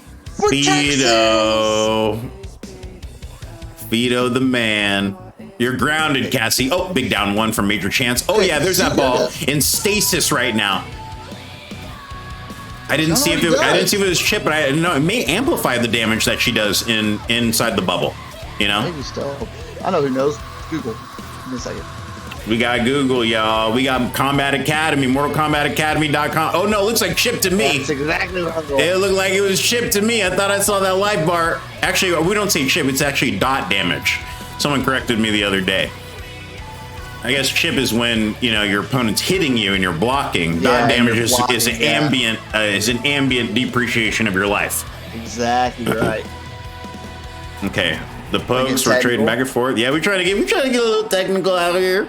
Uh-oh. Getting into some nice down poke. Punish right the there. anti-air. Oh my god, the setups. What the heck is this? The drone play. What are you doing? Drone play with lasers. Lasers. Major Chance loves his toys. His toys, that's what it says. Dustbraid says you can forward dash under Johnny's 4344 Rising Star. Uh-oh. Dustbraid trying to lay down some knowledge right here for Major. I don't know if you knew that. Let's see. Yeah, Taco Voorhees dot equals damage over time. There it is. Boom. That's correct. I like that def Taco with the clean definition. Hope you're doing well today. Uh-oh, here's a little bit of a trade right here. Where are we going? Major activating the green orb. Oh, we're ducking under the shadow kick. Uh-oh. No punish. Uh-oh, get out of the bubble. Oh, no punish. What are we doing? Jump in. Oh my goodness, Fido the man. We taking it to a game 5, ladies and gentlemen. Ooh, CoRzz. CoRzz with the precog right here. Do you have a crystal ball over there? Or? No, I just sometimes I'm in it, you know what I'm saying? You felt it. You were like, this is exactly what's going to happen right here. Oh, guys, I have a report for you to let you guys know. On our off-stream card, we had Gunter go up against Some Fast Vampire in the Sun. Gunter actually took that set 3-1 on the off-stream card. Just in case very good spawn. Oh my god, the spawn's crazy, man. And Vampire's not a bad Sindel either. He's been killing it this season as well. Man. Okay, so yeah, that pretty much does it for our off-stream card right here. We've got a couple more matches here coming up in a little bit. I told CoRzz that this might have been over quickly, but turns out it's not. Fido the man bringing it all the way back. Yeah, bringing it back. Adjusting nicely. He heard you and took that as disrespect. He said, what the? He said, this match is not over. Okay? You better sit down in that chair and get comfortable. Major says, enough games. Uh-oh. The gloves come off, the drone's coming out. Let's go. Oh, the Parry King. Okay. Does it sting? Okay, so change to Sonya. She's sick of seeing her daughter get beat. Yep. And this is Major's main character, too. I see Major clean house with this Sonya quite a bit. We're going to see what happens. This is a lover's quarrel right here. This is a variation also that you don't really see a lot. So people don't really think about labbing, like how to deal with some of this stuff, some of the block pressure, some of the setups and stuff like that, using that that drone. The unfamiliarity can really put you in a bad place. Look at Fido right now. Talk about a bad place. He's in the corner. Uh-oh. Yeah. What are we going to do? He does have the life lead. Good jump in 3. those down fours, just so much mileage off of just poke him every single time. You jump in, I'm going to block you, and he gets the jump in 3, Fido! The delay jump in right there. I mean, he must have waited till the very last second to hit that thing. Hit it right across Sonya Blade's forehead. Fido on the other side. Down 2 matches and a round. Look at him sitting. So he's winning this set now. He's actually in front of the set he now. was 1 round away from losing 3-0, and now it's 2-0, and he is at set point. Nice block. Uh-oh. Major Chance has enough games, but are the games going to cost Major? This set right here, nice trip guard with the sweep. That was a great trip guard, yeah. Uh-oh, here's the fireballs. Uh-oh, fireball. Goes for the exploding. I'm not sure why, but yeah, he wasn't going to win that trade. The life bars were too far apart. Yeah, so here we go. We're at the last final round, guys. Let's go. Final round, game 5. Double cheeked up. Eponymous Alias says, "Are we going for the drone brutal? What are we going to see right here?" Fido. All right, here we go. The block in. Zoning. Fido, the block man. Keeps himself safe. He'd have to. He doesn't have any meter right here, so let's see what he's able to do. Beat down 2 on jumping. Ooh, a good block. Oh my God, the shimmy. Oh, what a just dancing around out there. We went out there line dancing. And down 4. Oh, we bagging. Always teabag. Hey, Major Chance said, what are we going to do? Uh-oh. You got to be careful. One opened up away from dying. So. Oh my gosh, what is going to happen here? Projectile. Uh-oh, tried to trip him. Jump back. It's a whiff. Oh, he could have punished. Uh-oh, drone. Yeah. Fido looking a little bit anxious to get stuff going. Relying on and he gets the fatal blow. This is obviously not going to kill, but it is going to put Fido's going to be 1 touch away from dying. They both are. So they both got fatal blow too. Let's see what happens. You have to. Oh gosh, you can't trade right here. This is so bad. Down 4. Oh, good block. Keeps us safe. The anti-air. Major Chance gonna take the set 3-2 and use the interactable brutal. Oh my goodness. Wow. What an ender, ladies and gentlemen. CoRzz is speechless right now. What a match. What a set. Fido. Whoa. Good games. He downloaded him pretty quick. He started right there from Fido at the end. He adjusted nicely. Major Chance. Good games, you two. Wow. Absolutely killing. Started committing on hit. Started making the right choices on block. Utilizing those down 4s. The spacing is just that last round. He had a few opportunities to get some whiff punishes, but just missed it, and it ended up costing him in the end. He absolutely killed it, guys. I got a report for you too right now as well. Since that was a game 5. We have Fido the man drop a 5-piece on the Brutality Bowl season pod. He said, put the 5 on game 5. Put the Lincoln log on it. He dropped the Lincoln log on him right now. Thank you very much, Fido. We really appreciate you, man. Shout out to Miami for that contribution as well, that 30-cent contribute button. That's going to bring our pot to $32.80. Guys, we're sitting almost at $60 for the pot this season. Really appreciate you all. Yeah. Thank you guys so much. Quick. Yep. We're stacking them up. And it's all thanks to you guys and these sweaty matches that we're watching. I mean, this is breakneck stuff here. Yeah, I'll be right back. Just give me 1 minute. Sure, absolutely. Guys, thank you so much for being here. My name's VBabyV. I'm joined with CoRzz the Gamer, our special guest commentator for tonight. You know him from all the other exhibitions around, all the good ones. You know, he's doing his thing out here, and sounds like he's looking for a couple more commentary positions as well. So if anybody's interested in reaching out to CoRzz about that, please feel free to do so. And we thank you guys so much for being here tonight. We got another match coming up right now. Spooter versus CoRzz maybe. I don't know if CoRzz is playing right now. CoRzz may be in. Let me actually check Vape Coach's stream and see where they're at. Because we may be able to get Fancy Pants and Last Bad Day in here first and just knock that out. Yo, big shout out to Rex Kwando. What's going on, Rex? It's great to see you, bro. Hope everything's been going well for you, man. Wow. What's good? Man, what a freaking sweaty set right there. Fido adjusted so nicely in that match. But the turn up from Major at the end. I'm back. Absolutely. Welcome back. Really dope. Looks like CoRzz and Booty Goonie are getting their match started on Vape Coach's stream right now. If you guys want to check out Vape Coach's stream, I'll throw it in the chat right here for you too, because we got Polis over there commentating on that stream as well tonight. Some good folks over there. Let's see here. I haven't heard from Fancy Pants yet tonight.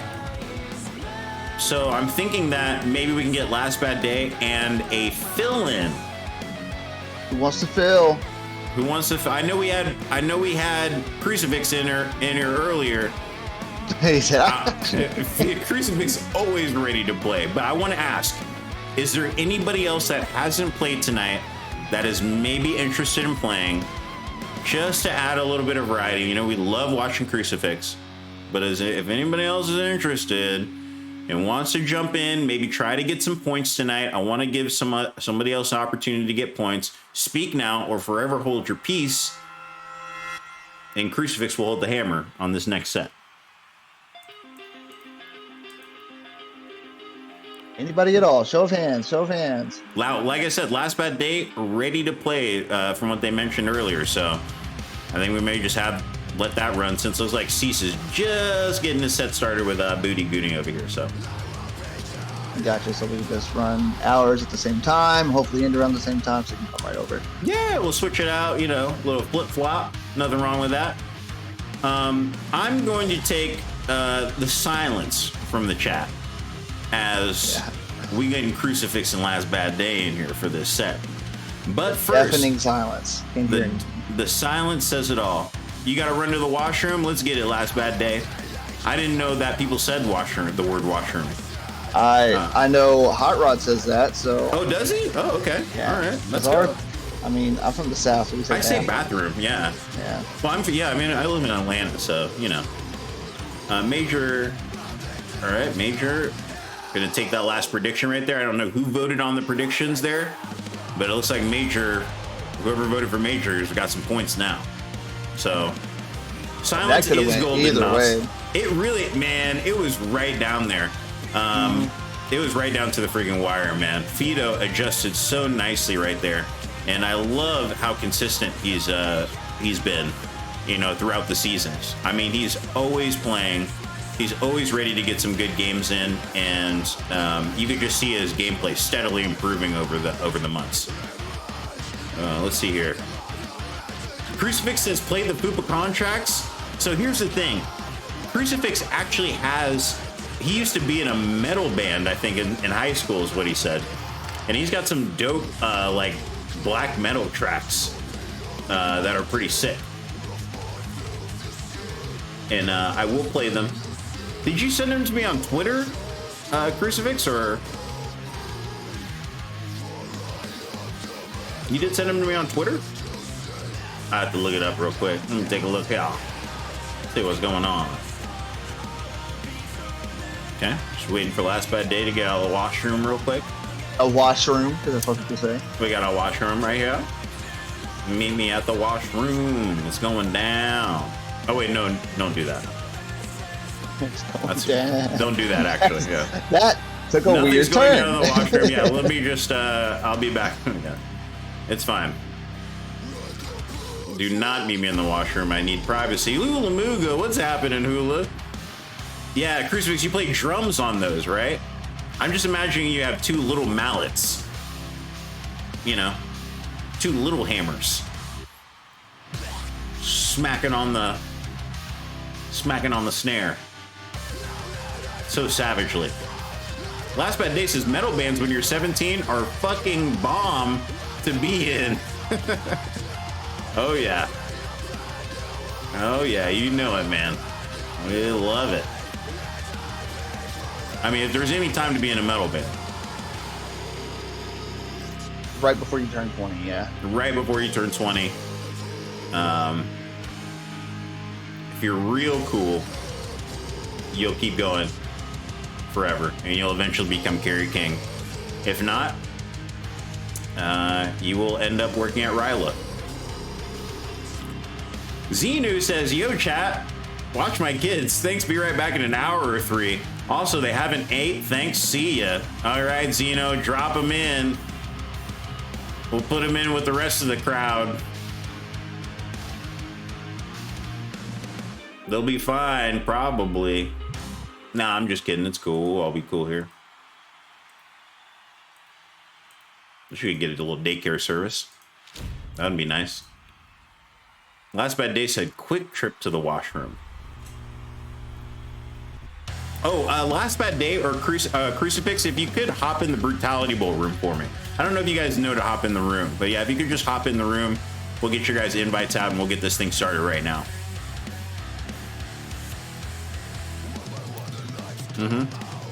You know, that would be a good thing to add to offline tournaments, like at least the big major ones, is like a small daycare service.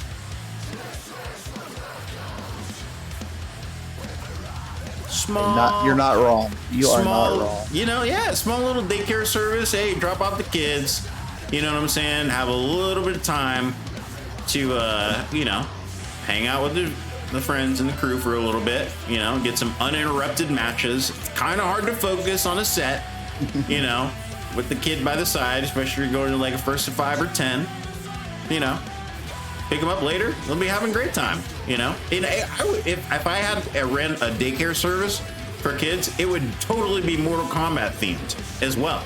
You know, we'd be telling all sorts of short stories about all the combat fighters and everything like that, in a tasteful way, of course. You know,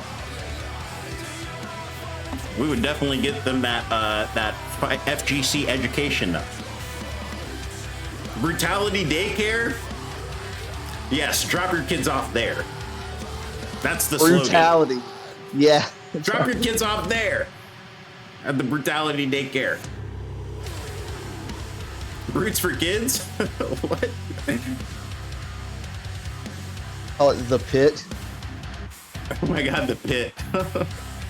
Wow. It's a ball pit though? Oh, that would be fun. That would be so cool. Or yeah, so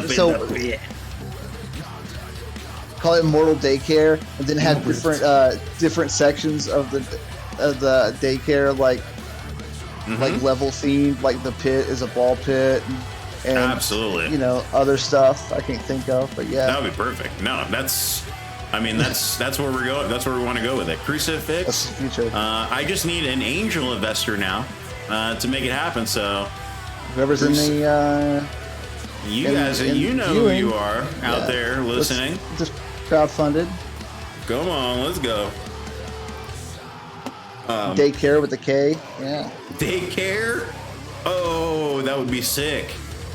Daycare with a K. Last Bad Day says working with kids can be hilarious.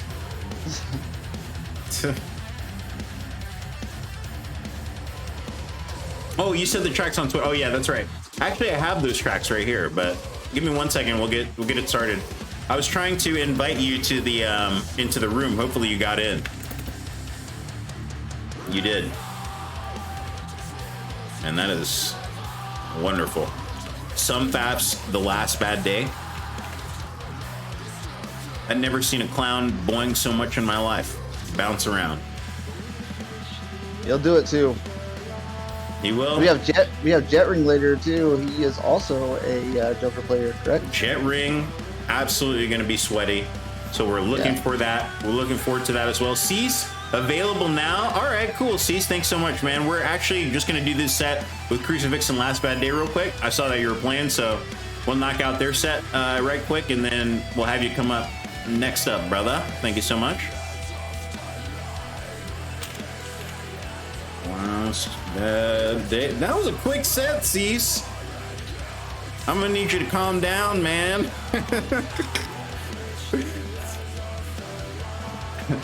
That looked like a quick set, man.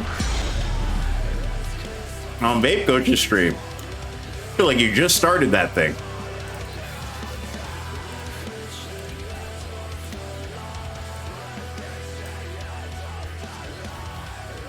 Can you guys hear the volume okay? Holy heck.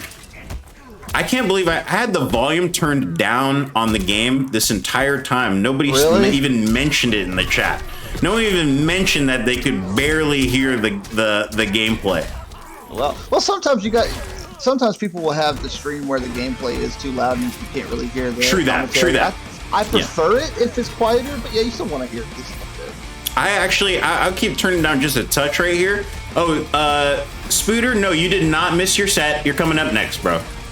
We got you and C's coming up next. Thank you so much. Yeah, we swapped it around a little bit because C's had a different one that he had to do. Oh, okay. So you're. Yeah, no. Actually, Dust Parade, that's fine. Like, it wasn't. I mean, it's not like a big issue, but I just noticed it personally on my side. Yeah. So the roll. Last bad day with the optimal right here into the setup, but the flawless block down one from Crucifix. Huge flawless block, man. Ooh, Crucifix, man. I gotta tell you, it's not an easy sub. Like, he's ready to sub, but it's a real problem. It's a real problem. Okay, try to get that forward two, but Crucifix hit him with the spear. Oh, didn't get the conversion off the forward two.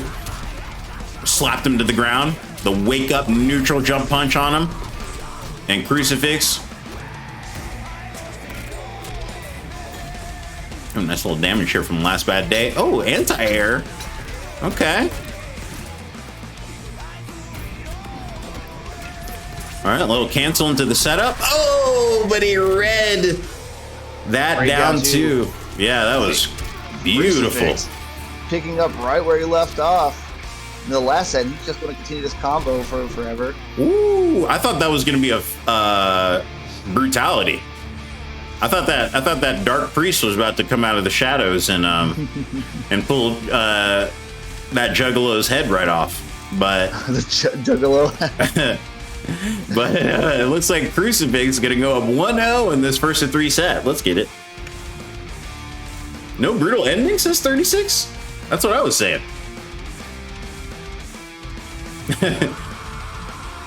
Spooter says, I'm so tired going to sleep after this set. Okay, I feel you. I feel you, Spooter. Thanks for coming out tonight, man. Looking forward to having you play. Oh, you had to hit him 3 times, only got 2. I see. That's what's up. All right, let's get it. Let's get it. It's going down. Last bad day. Thinking about this match right here, but like I said, Crucifix, force to be reckoned with this Shao Kahn haunting the Brutality Bowl halls right here. Round 1 starting off right now. Crucifix gonna hit the sweep in a shoulder charge to punish the boxing gloves. Walking up on him. And there's the tick throw. Uh-oh, trip guard with the 2-1. There's the setup. Sorry, I was sending a message to my wife. Sorry about that. Oh, you're good. No, it's all good. Yep, we're here. So these are the normals that we were talking about. That's so good with Joker. It's so hard to deal with. He has so many options in the corner. You have to respect them all. You do, and then those plus frames too off the Jack in the Box when that thing lands on top of your head. It's like, man, what are we gonna do? You're basically giving Joker his turn back for the most part. Oh, just another down 2. Crucifix was gonna let it rock, but this time, last bad day, was ready.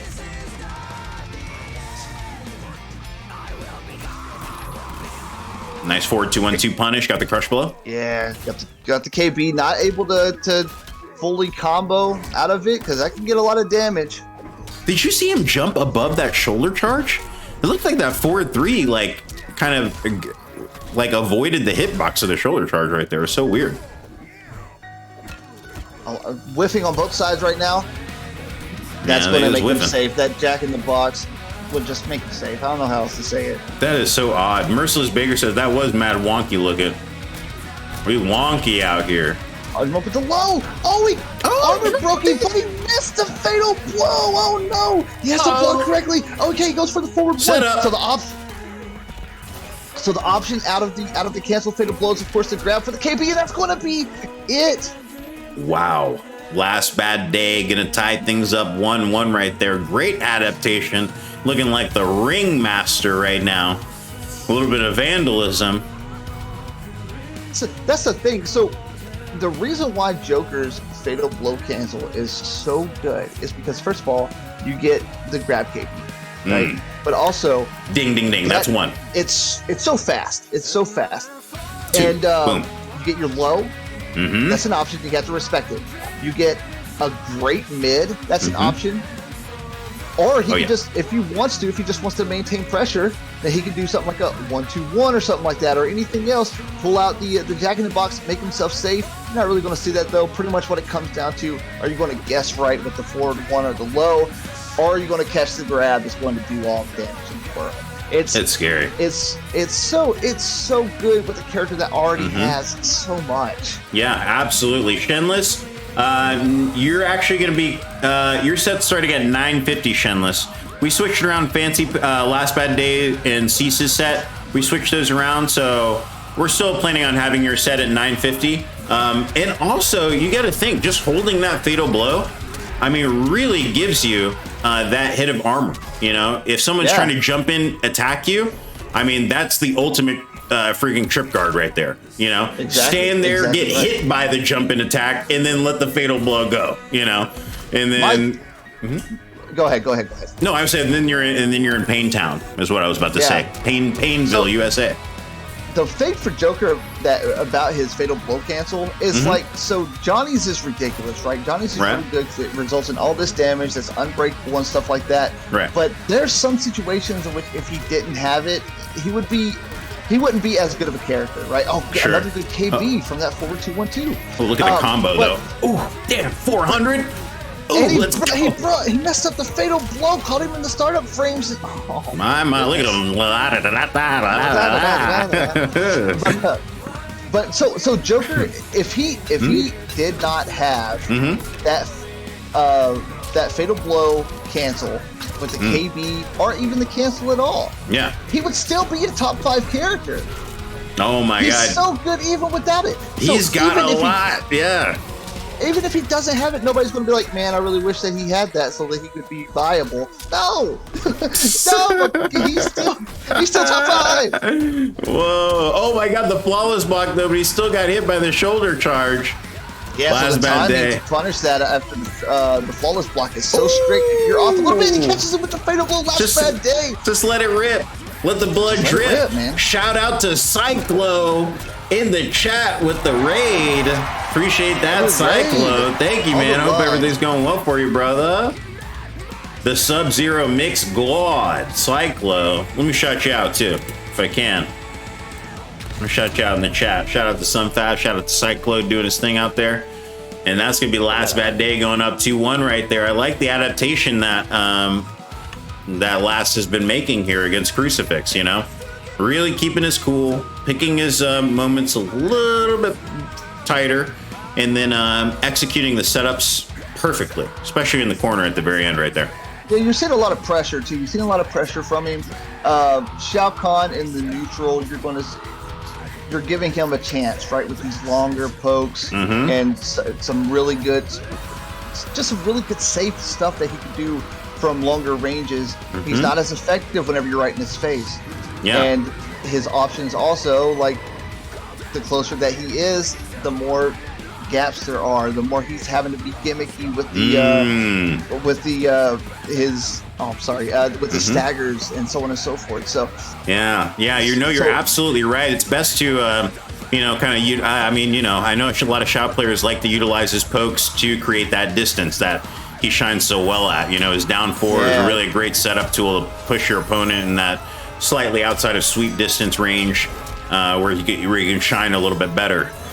Otherwise he's getting mopped up close. Crucifix going with Old Man Winter, gonna bet it all on the Mix God Sub-Zero. Yeah, bet it on the mix. Might as well. Shout out to V Joking V. What up, V Joking? And Jet Ring says this Bad Day is looking pretty good. He is. True that. Oh, nice jumping. He is not having a bad day at all. No, he's not. So something that so I personally think that maybe the best Sub-Zero right now, I think, is King Gambler. He's having the results. He's having a lot of success.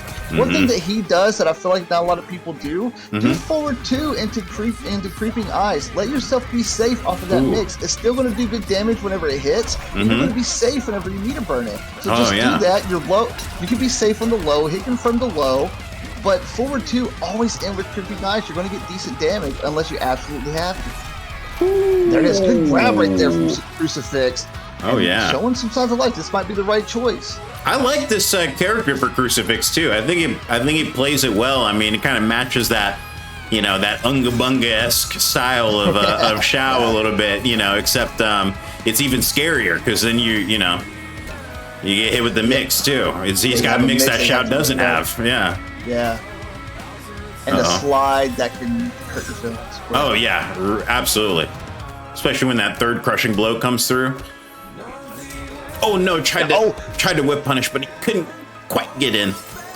Yeah, because his movement's so weird with that stand 2-1. It's a little bit weird. He does lean back a little bit. And just a touch, Yeah, and of course NRS is so specific with their hurt boxes, they make sure it covers the body and nothing more, nothing less. So him leaning back is him basically playing a little bit of footsie. He's letting himself back up a little bit. All right, the pressure from Last Bad Day in this corner right here. He's looking quite comfortable. Forward 1, forward 2. There's Crucifix with the freeze. Time to mix. We making them. What he's doing. Catch him with the overhead. What? He doesn't punish. You have to punish that. Oh, catch him with the overhead again. Oh, there we go. Okay, so he elected to finally stop mixing and went for just a normal footsie move, and he gets punished for it. Ooh. Wow, that is crazy. Hey, what's up, Invincibles? Good to see you. The Scent Galaxy, nice to see you. Punish. Galaxy, hope you're doing well. Oh, there's a 4-2. Yep, big down 2. Oh, you gotta watch out for that. Setup still there. Wow. Look at the optimal.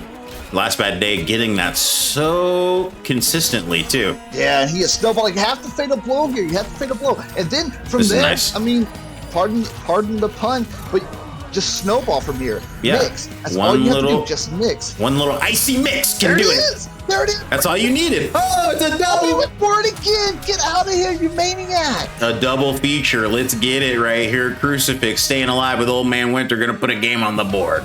2-2. This is a Game 5 situation, ladies and gentlemen. Bro, this character. Cease.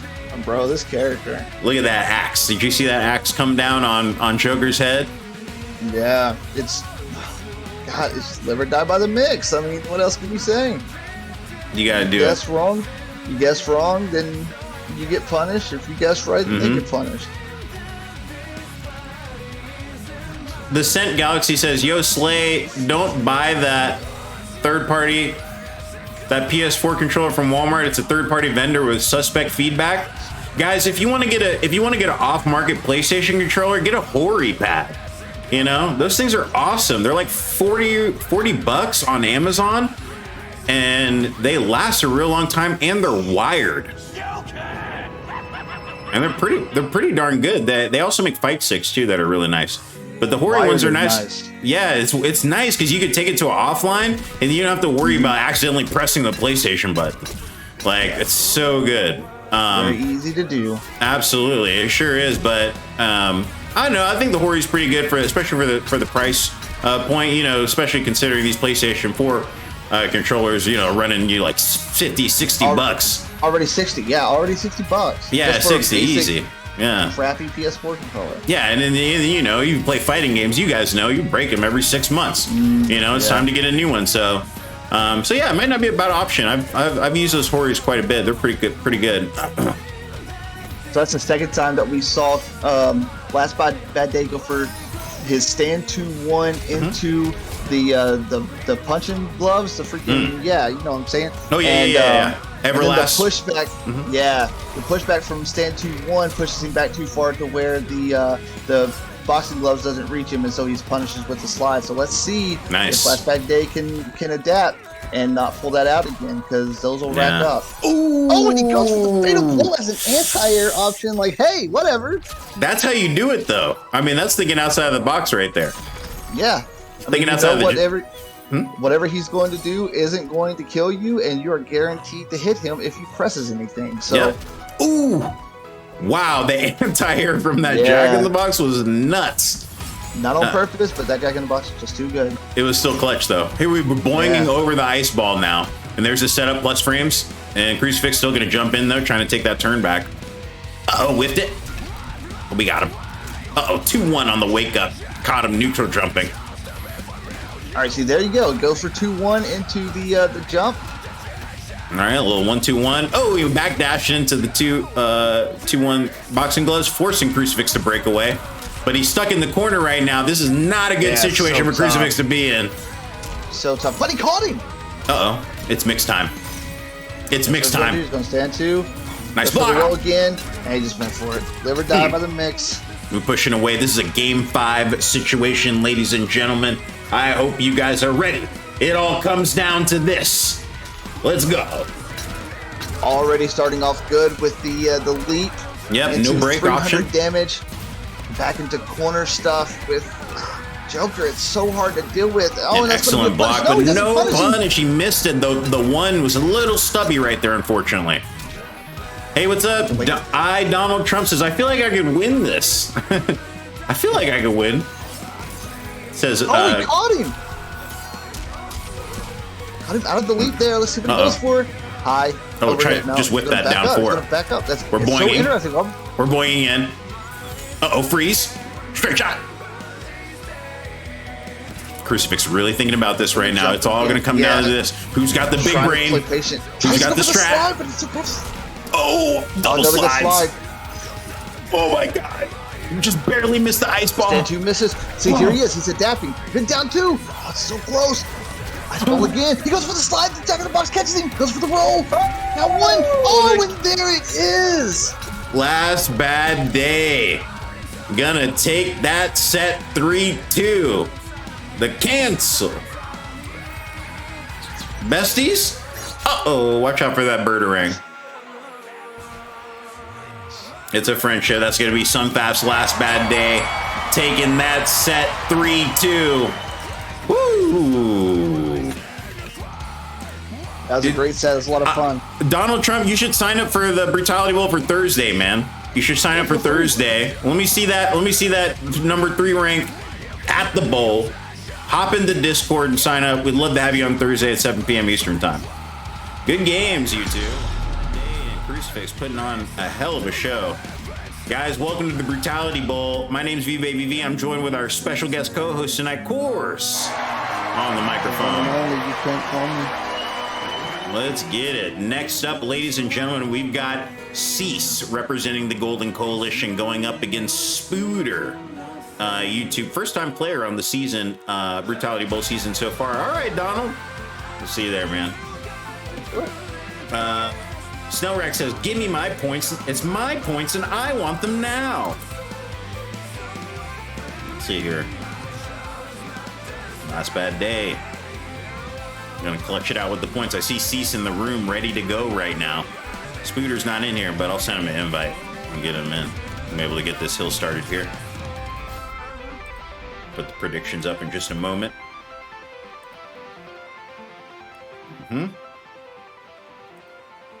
Very good.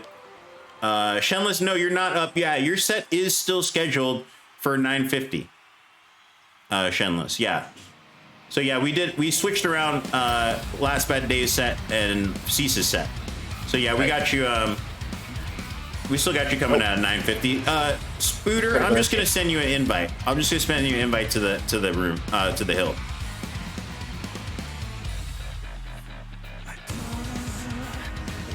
There it is. Spooter got the Ellie from The Last of Us avatar, playing the guitar. Don't forget the AFK, by the way. Oh yeah, you're right. Thanks for reminding me. I almost missed it here. Yeah. Yeah. Yo, what's up, Invincibles? Good to see you. Okay, Donald Trump. Oh, hey, actually, Invincible, that bracket is from the season finale of last season. If you want to see the updated points, you actually want to go to leaderboard. So you can catch the current leaderboard of this season. Yeah, that bracket actually just goes to the finale, the top 16 finale of last season. Yeah, no problem, Invincibles. But yeah, you can see all the updated points for all the fighters so far. Not from tonight. Yo, what's up, Fancy Pants? Good to see you, man. We've had 40 people enter in the Brutality Bowl season 6 so far. 40 straight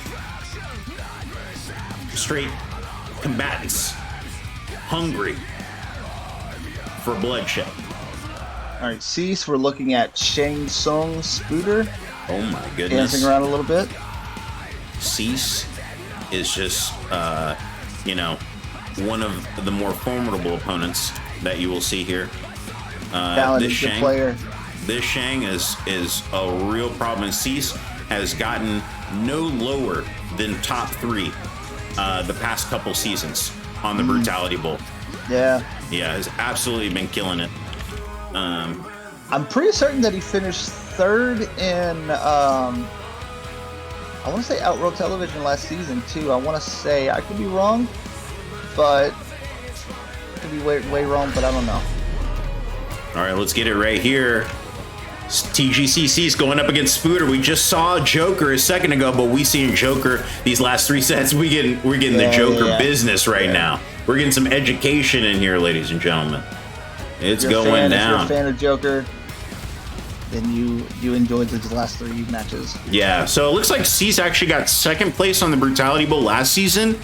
It went 4-2 on the final bracket, man, which is absolutely crazy.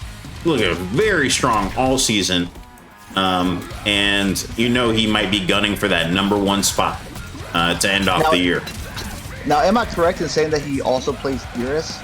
Yes, he does. And his Geras is what he leads with. What I've seen him lead with in the final stages of competition. So I'm pretty certain he did finish 3rd in Outworld because he played Tweety in Losers Finals. I'm pretty certain. And Tweety played Frost. So it's Frost versus Geras, if I remember correctly. I'm pretty certain that's right. Yep, it was Frost versus Geras.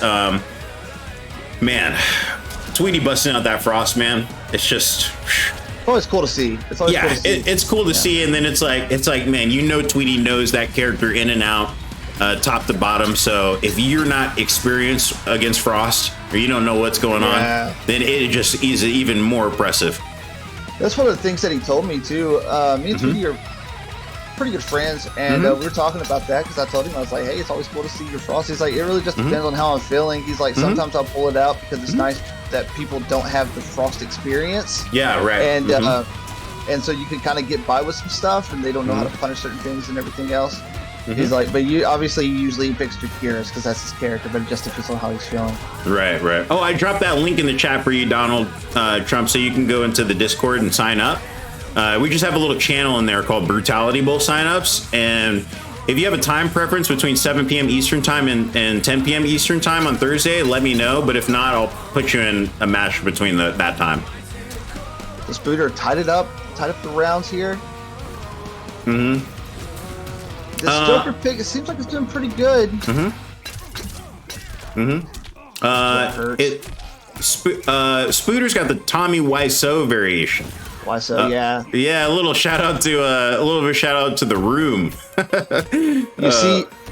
You see that Spooter, or rather, Cease has not picked a female character because he did not hit her. He did not. I did not. Oh hi, Spooter.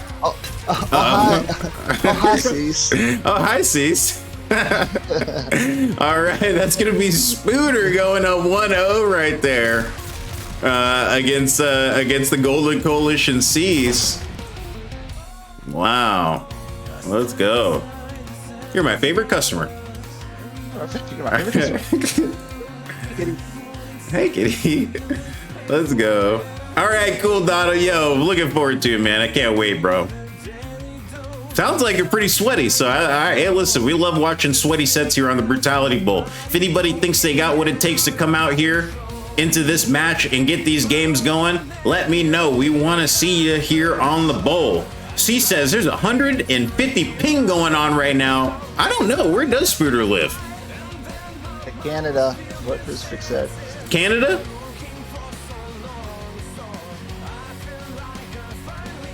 We in Canada out here, Spooter?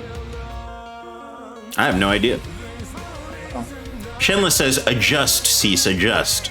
Adjust. Isn't that what Garrus says? Something about adapting or something? Yeah, he says. Oh, that's right. He's from Canada. He's from the Great North. Watch out. It's that northern connection. Uh-oh. Uh-oh, cease. Oh, man, I forgot predictions. You're right. You're right, Nas. You're keeping me on my toes out here. Let's start the next one. But, guys, this is going to be a slightly shorter prediction. Okay? This is going to be a slightly shorter prediction. I'm only going to do 60 seconds on this. Just because. So now we got two Tommy Wiseaus on the screen here, but the real one opens up the fake one. True that. Okay, 60 seconds starting now. Okay? Predictions are currently out for this match. Spooter is up 1-0. Hopefully that doesn't skew your vote on who you think is going to take the set, but maybe it does. We whiffs. Oh, we're not able to block that. Oh, the cancel into the forward grab right there. See, not blocking. Ooh. Shang Tsung. You saw those X-rayed balls being exploded? That was dark. Otto Wombo too. Thank you for the follow. Appreciate that, Otto. Thank you, Nas, for reminding me. C says, bro, this is so annoying. Uh-oh. Watch out. It's good use of the low pokes. Down four is very good. Lowers his hurt box considerable amount. He's basically taking a nap on the ground whenever he does that down four. And you see, so Cease is pulling that out. I guess that's going to be his way of dealing with the connection. Those down four checks, just keeping him honest whenever he's up close. Right. And yeah, Crucifix says that's where I'm from too. He's from Canada also. There's that forward grab from Cease right there, adjusting nicely. And Big Coos from Sunfast says, I'm putting it all on Spooter. He put everything on Spooter right now too. That's how he believes. That's how much he believes right now. But we gotta consider here. You know, Cease has not reached his final form right here. Yeah. Oh, Cease, you don't feel like playing in the set? All right, Cease, I get it, man.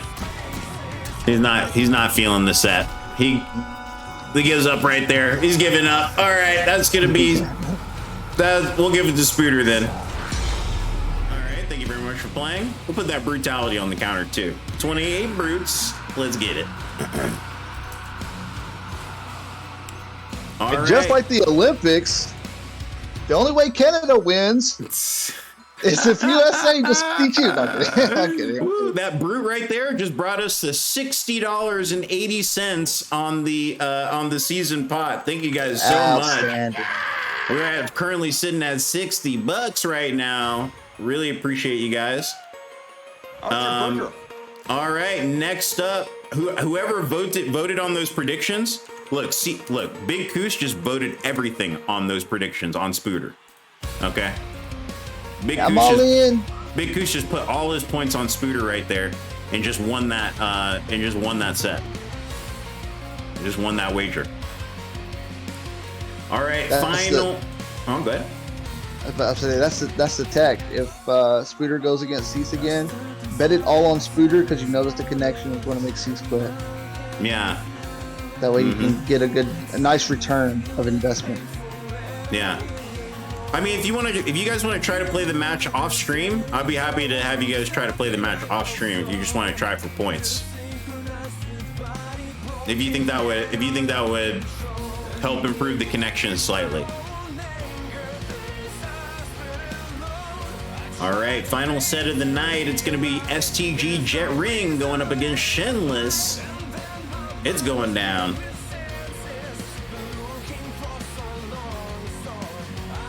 Oh, you always have a bad connection with Spooter? Okay, all right. All right, well, you know, we'll take that into consideration for next time, Cease. We'll take that into consideration for next time for sure.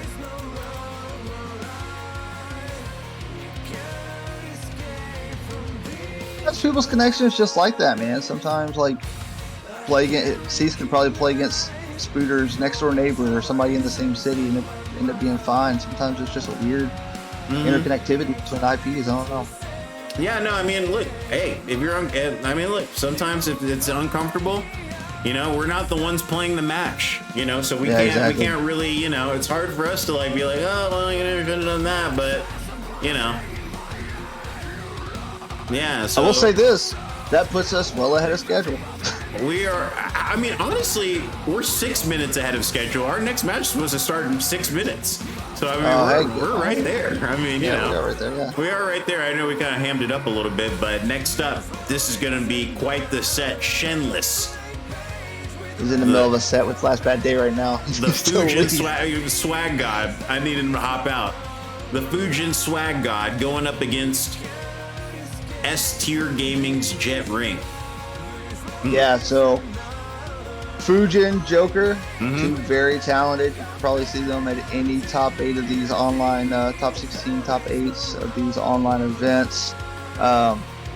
Very talented. I mean, two of the best at what they do with their characters, for sure. Absolutely, 100%. And well, we have just a couple moments here. Yeah, as soon as Shenless and Last Bad Day are finished with that game, and we'll need to invite Shenless to the hill to get that started. But I do want to take this opportunity to shout out our Brutality Bowl bandanas.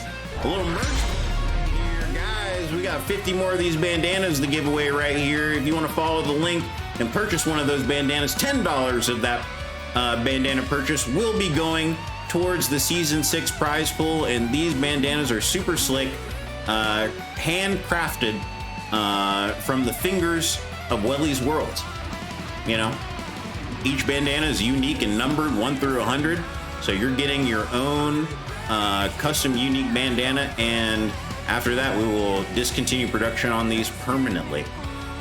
So make sure you follow that link there if you want to get some awesome threads and contribute towards the season 6 prize pool. Here's some lore for the viewers. I'm sure that Baby Garden knows. But if you go to Diddle's stream, he always has a bandana on that is like a mix of red and blue and stuff like that. That is a Welly's bandana. And he's been wearing that for a long time. So man, I gotta tell you, Welly's makes some of the best bandana products, hands down. So that's so niche too. Like that's so like people just making bandanas and stuff. But it looks sick, dude. It looks so good. Oh man, absolutely. Yeah, you cannot knock the quality. So I would highly recommend you guys going to check that out. And just go to the Welly's World store. I mean, there's some great bandanas there to look at. Not even just Brutality Bowl ones too. Some other content creators got some good stuff out there. So just take a look whenever you get the chance and see what you like.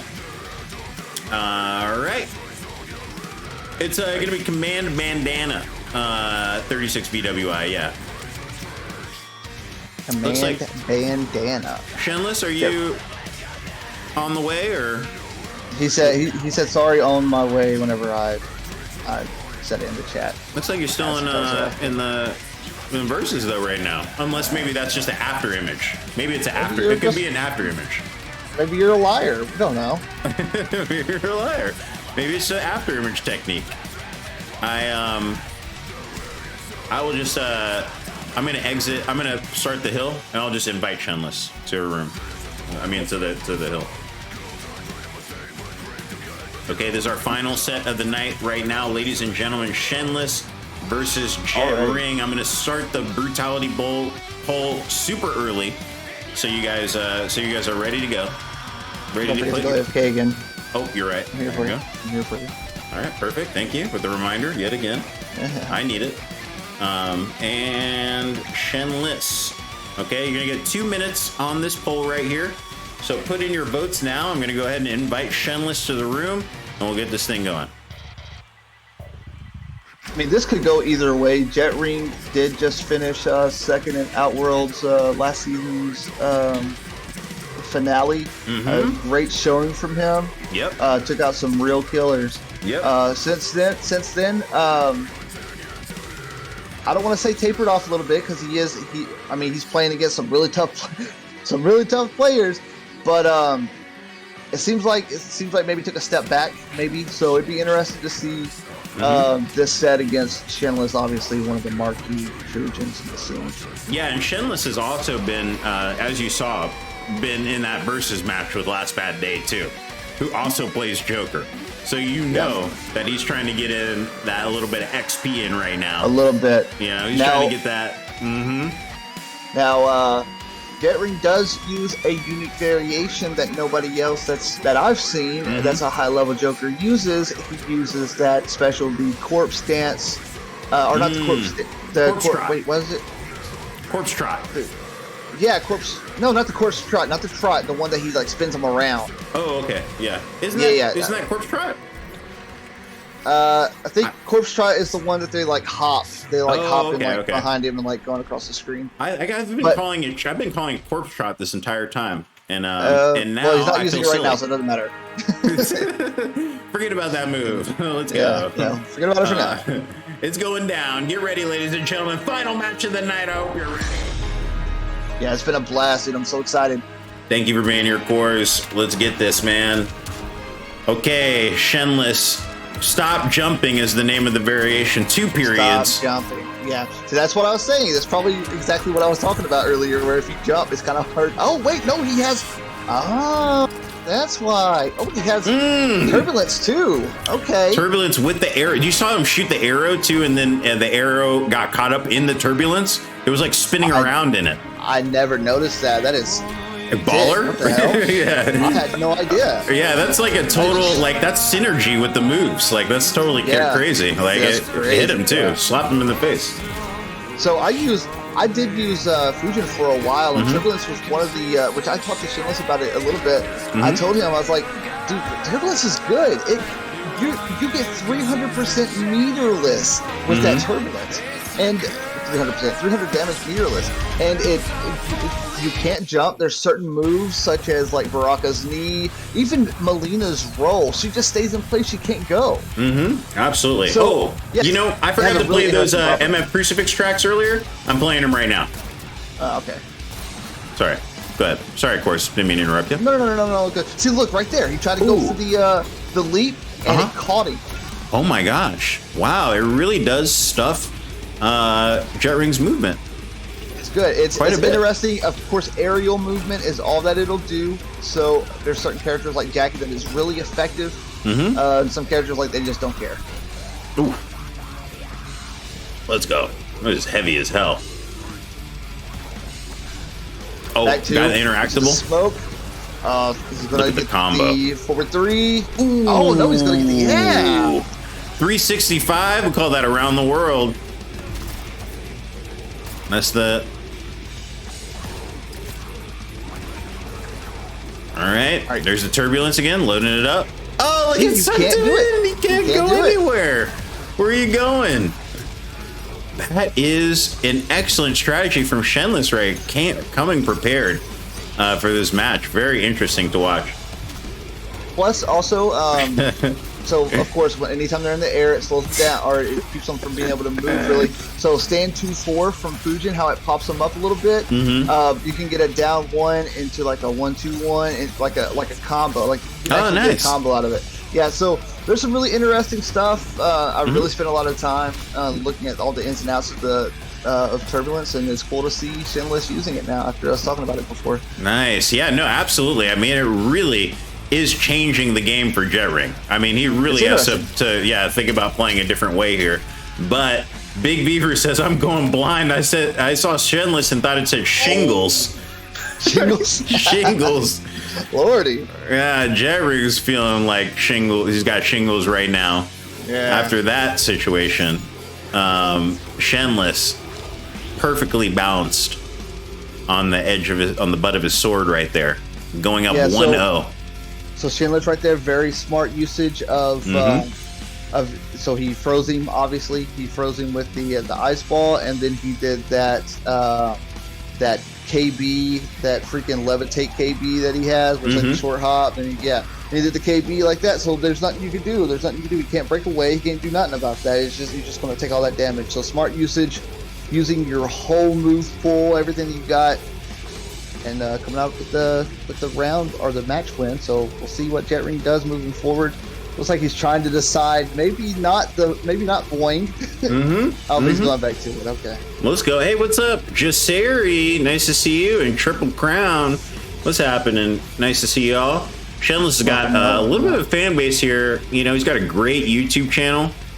Some really informative videos on Shenless's YouTube, man. We love to check out that content. If you guys are interested in that, make sure you check him out. Shenless out on YouTube.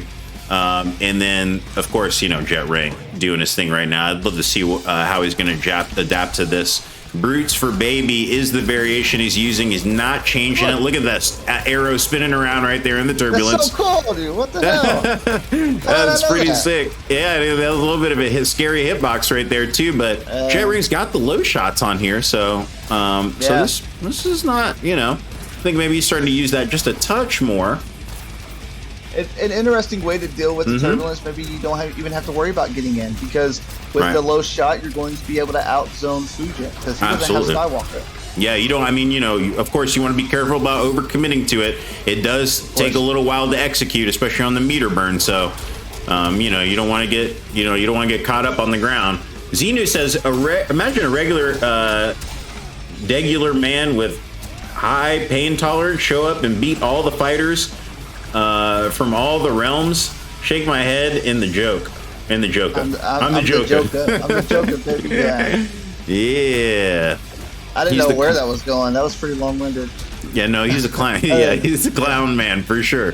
You know, look, his back hurts a little bit though. You know, he feels it, but a little achy. Yeah. He'll feel it in the morning. Yeah, that's fine. You can take on an Elder God. Very buff in this game.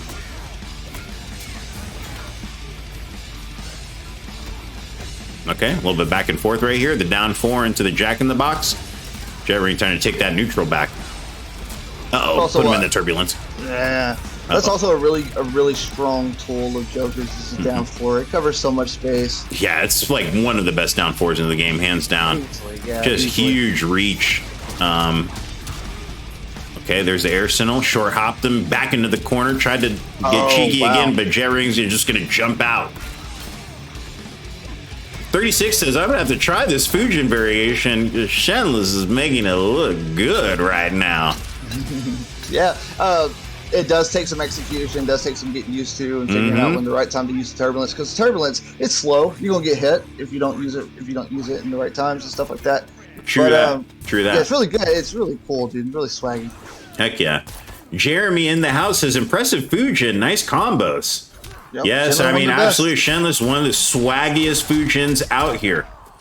100%. Oh, look at the crush blow. KB. Let's see what his follow-up is. Stand 2-4, 4-2, whatever. No numbers. He's getting him right now. Okay. Yeah. Gosh, dude. Oh, wow. Watch out, Shenless. Going up 2-0 in this first of 3 set. He came in with a game plan and he's executing it right now to the teeth. And this just goes to show you, man, a solid idea in game plan going into the match can really put you in a strong place.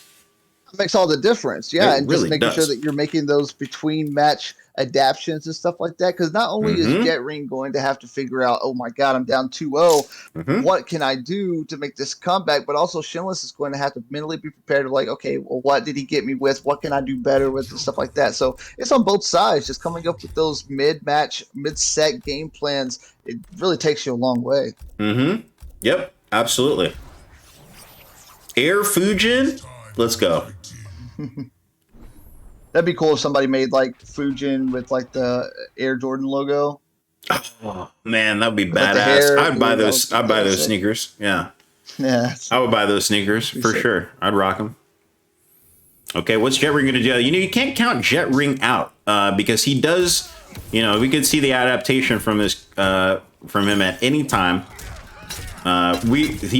Look, Crucifix got one more track here, and I like this track more. I like this track the most one, actually, out of the two he sent me.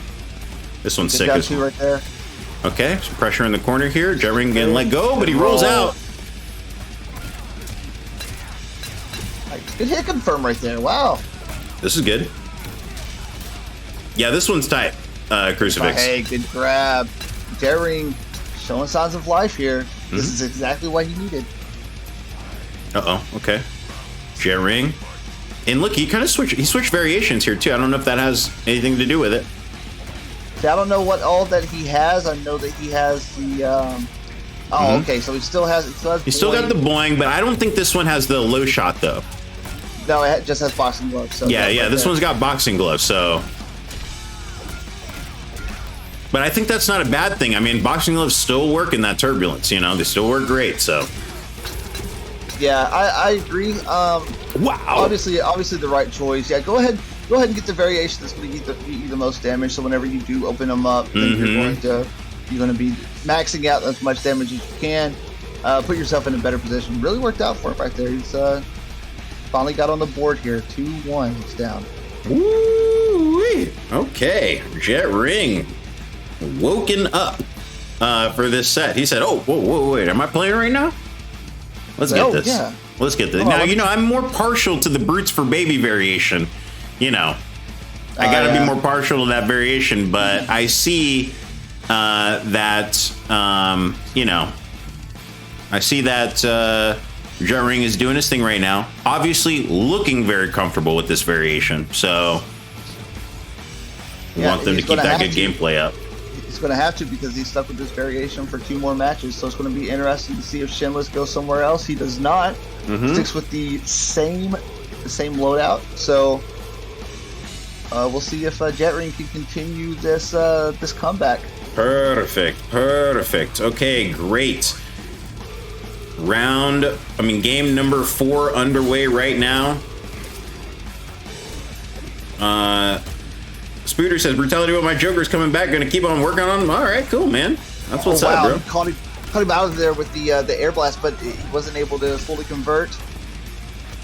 So something that I do think is interesting with the change for Jet Ring is he doesn't really have an option in that back 2 range. He did have the low shots before. Now he doesn't really have an option. He just kind of has to deal with it. So obviously he gets a dash in, then he's going to be in forward 2, stand 4 range. Right. Ooh. Forward 3 right there. Get Forward that 3. combo. That was the option. Just as you said that, it was like, oh, there's my advancement. Oh, just a down one to punish the forward 3 from Shenless right there. He didn't want to. He just got exactly what he needed to take the round. You know, no, not fancy at all.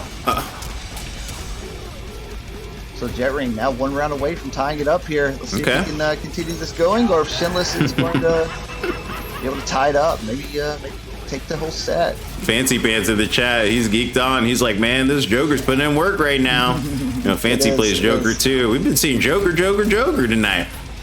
But really, this is just a showcase. And I know we had that conversation earlier, like, man, which one's stronger, Fujin or Joker? Yeah. I mean, the argument kind of goes both ways now. I mean, really, this is kind of back and forth. And after seeing that turbulence setup, you know, that's something to consider against Joker's Boing for sure, you know, as far as stuffing his movement. It definitely changes stuff. I'm surprised that Jet Ring didn't go for the corpse dance variation to really change things up. But he knows more, obviously, than me, and he has it tied up 2-2 now. So, the adaptation coming in real strong right here. Shenless says, uh-oh, Swift reverse 3 incoming? Don't count yourself out yet, Shenless. There's a lot of people hoping you take this for their channel points' sake. They're counting on you. Yeah, there's some bones on the line right now. Oh my goodness. We're going to a game 5 though right now, ladies and gentlemen. Yet another game 5 for tonight. It has been absolutely crazy so far, and here we are again. outstanding sets. Honestly, it's been a blast. Thank you for having me once again, and here we go. CoRzz. Last match of the night. It's been great having CoRzz, guys.